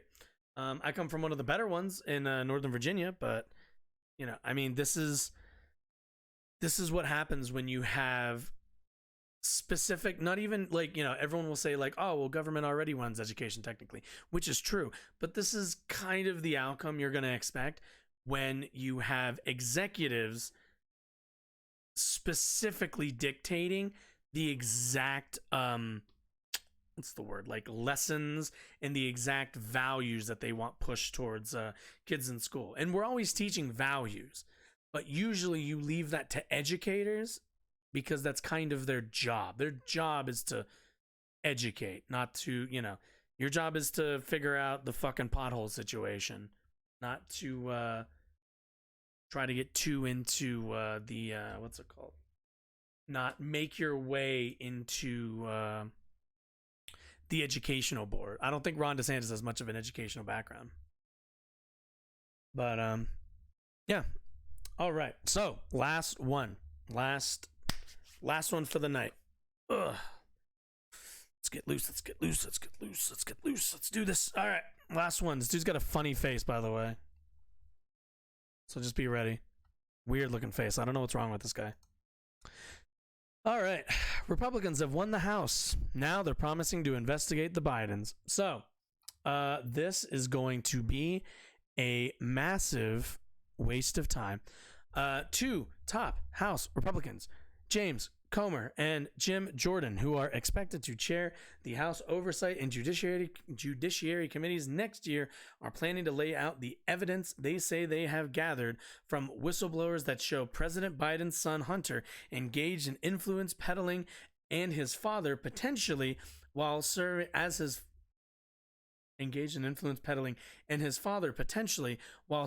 vice president may have benefited financially. So this is something that they have been squawking about for literal fucking years and have had exactly no evidence of. I am sure these whistleblowers will come out and we will all have a hearty laugh, because this is the thing. And this is the thing. I'm no defender of Biden. Do I think that Hunter Biden engaged in influence peddling? 2,000%. Do I think Biden benefited from it? Probably not. The guy doesn't really need it. Hi, El Duce. Mainly because he's already pretty rich. Like Biden is the president, a former vice president, the senator from MBNA or NBN. Wait, which one is it?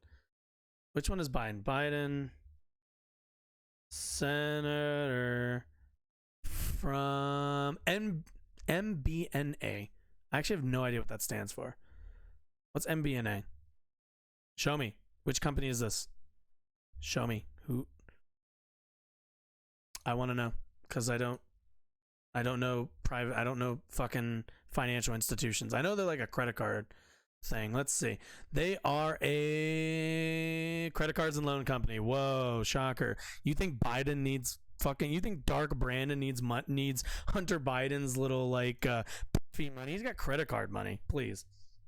Anyway, in a press conference on Thursday, Comer accused the Biden family of defrauding the United States, tax evasion, violating several laws, and money laundering, among other accusations.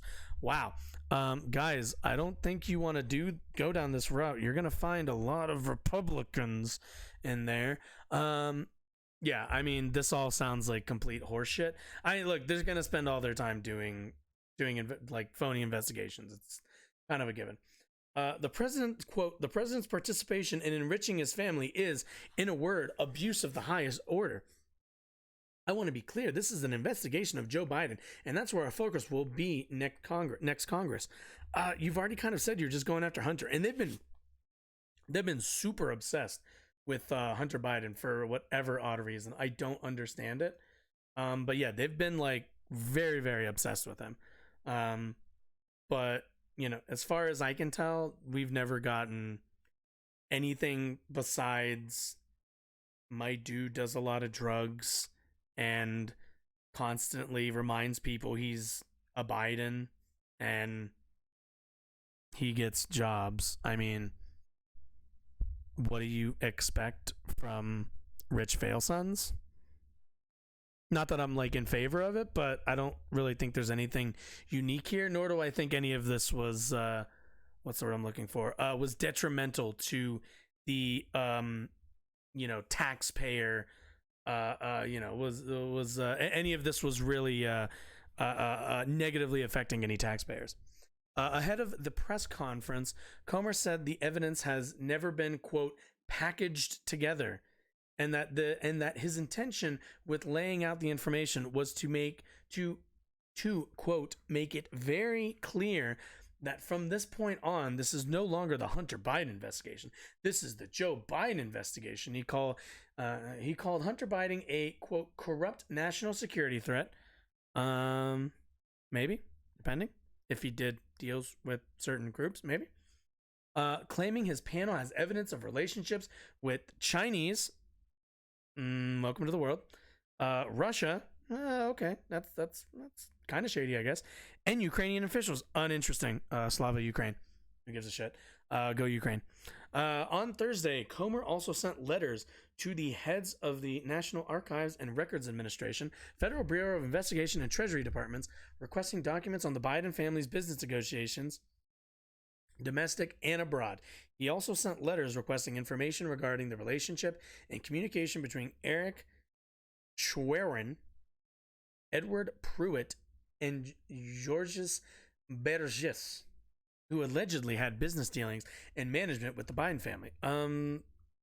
You're allowed to have businesses? I can't wait to see more of this. This will be interesting. It'll probably be a big it'll probably mean nothing. So that'll be fun, but be vaguely interesting for like 2 seconds until we all laugh. The White House shot back, calling the investigation a conspiracy theory. Quote, instead of working with President Biden to address issues, come on, guys, to the important issues important to the American people, like lower cost, congressional Republicans' top priority is to go after President Biden with politically motivated attacks chock full of long debunked conspiracy theories, said White House spokesperson Ian Sams. President Biden is not going to let these political attacks distract him from focusing on Americans as priorities, and we hope congressional Republicans will join us. And they're not, guys. I don't. Fuck's sake, just let it go. They're not going to join you in giving a shit about the American people. I'm sorry. Hunter Biden's role in the Ukrainian in a Ukrainian energy company, Burisma, was discussed in then President Trump's first impeachment probe, and it came up in Trump's phone call in September 2019 to the newly elected Ukrainian president. President Trump pressed for an investigation into his then 2020 presidential rival, Joe Biden, and his son, Hunter, in his discussion with President Zelensky, fucking chat, about additional aid for Ukraine. So basically, if you're not aware of the Burisma story, it's super simple. Here, I'll level with you guys. All right, look, it's a bit controversial, I know, but look, this is what happened. So Hunter Biden is the son of the vice president of the United States. He's got a bad drug problem and a huge cock. All right. And the thing is, he wants like a job somewhere, right? But he's kind of a fail son and kind of a dumbass. So what does he do? He goes to Ukraine. He finds like a nice company, nice energy company, you know. And he goes up to him. He goes, "Hey, I'm the vice president's son. I'm Hunter Biden. What's up?" You know what they say? Would you like a job? For like a shit ton of money, more money than I've ever made my entire life? And he goes, "Fuck yeah, I do." And they go, "Okay, cool. Can you just get us a phone call or a meeting with your dad, the vice president of the United States?" And then he goes, "Sure." and then they probably have a meeting and maybe something happens, maybe something doesn't. While I don't think this is necessarily good, I don't really think it's all that controversial. Republicans have tried to make this into like some crazy conspiracy theory. It's like, first of all, as much as I don't like corporations or large businesses or whatever, private institutions are allowed to hire whoever they want. If hiring that person gives them a leg in the door to speak to the president, that's kind of just how business works, sadly. This shouldn't really be a shock to anybody. While it's not good, I don't really think this... I've yet to see any evidence that this is like some huge national security risk or anything.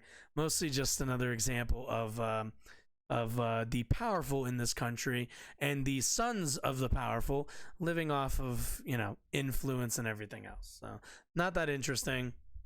Honestly, rather boring. Although there is a movie. I think it's a Daily Wire movie.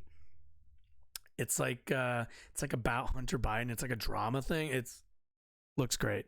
But yeah, not, at least in my estimation, nothing I've seen is that interesting. And honestly, that's shocking. Like, you don't think Jim Jordan's son goes into the local Burger King and is like, hey, I'm Congressman Jim Jordan's son. You want to give me a job? And they go, I mean, he is like the son of a sitting congressman. I guess we'll give him a job. Maybe bring your dad to the company Christmas party. That'd be really cool. It's not that big. It's not that big. Like it's just not that big of a deal. Republicans are expected to hold a slim majority, a much different outcome than the top GOP leaders forecasted in a red wave that failed to materialize. Comer admitted he expected his party would win more seats, but as for his planned investigations, he said nothing has changed. Naturally, without providing evidence, promising it will come Thursday. What's today? Right, Thursday. Comer said the president was looped in on actions by Hunter that he called, quote, influence peddling. Yeah, guys, like, influence peddling's not, it's not, okay. It's not a thing that, I don't even think there's anything in the legal code against influence peddling. And described it as lobbying foreign governments without registering as required by law. He told NPR the panel believes, quote, that there's ample evidence to prove that Joe Biden knew about Hunter's shady business dealings. That's fine. You're allowed to know things. And said, quote, we believe he may have been involved financially in some of those business dealings, but at the very least, which means he's probably not, we believe we need to investigate to see if these shady business dealings have compromised this White House. Yeah, so, I mean, reading between the lines there, they haven't actually found that. They just think that he's financially, like, tied up in all of this, but they want to investigate more. But they have absolutely no actual evidence of any of this. Representative Jerry Connolly of Virginia, a senior Democrat on the oversight panel, who is running to serve as the ranking Democrat next year, called the planned GOP probe about the Biden family, quote, a tired and worn playbook by the Republicans. He pointed to previous investigations when the GOP controlled the House during the Obama administration, into the attack in Benghazi and the probe into the so-called Fast and Furious investigation. What? Wait, I'm sorry. Was there like an investigation about the Fast and the Furious that dealt with the gun trafficking operation that failed, saying they, quote, went nowhere? Well, naturally. Most Republican investigations seem to be mostly conspiracy theory bait.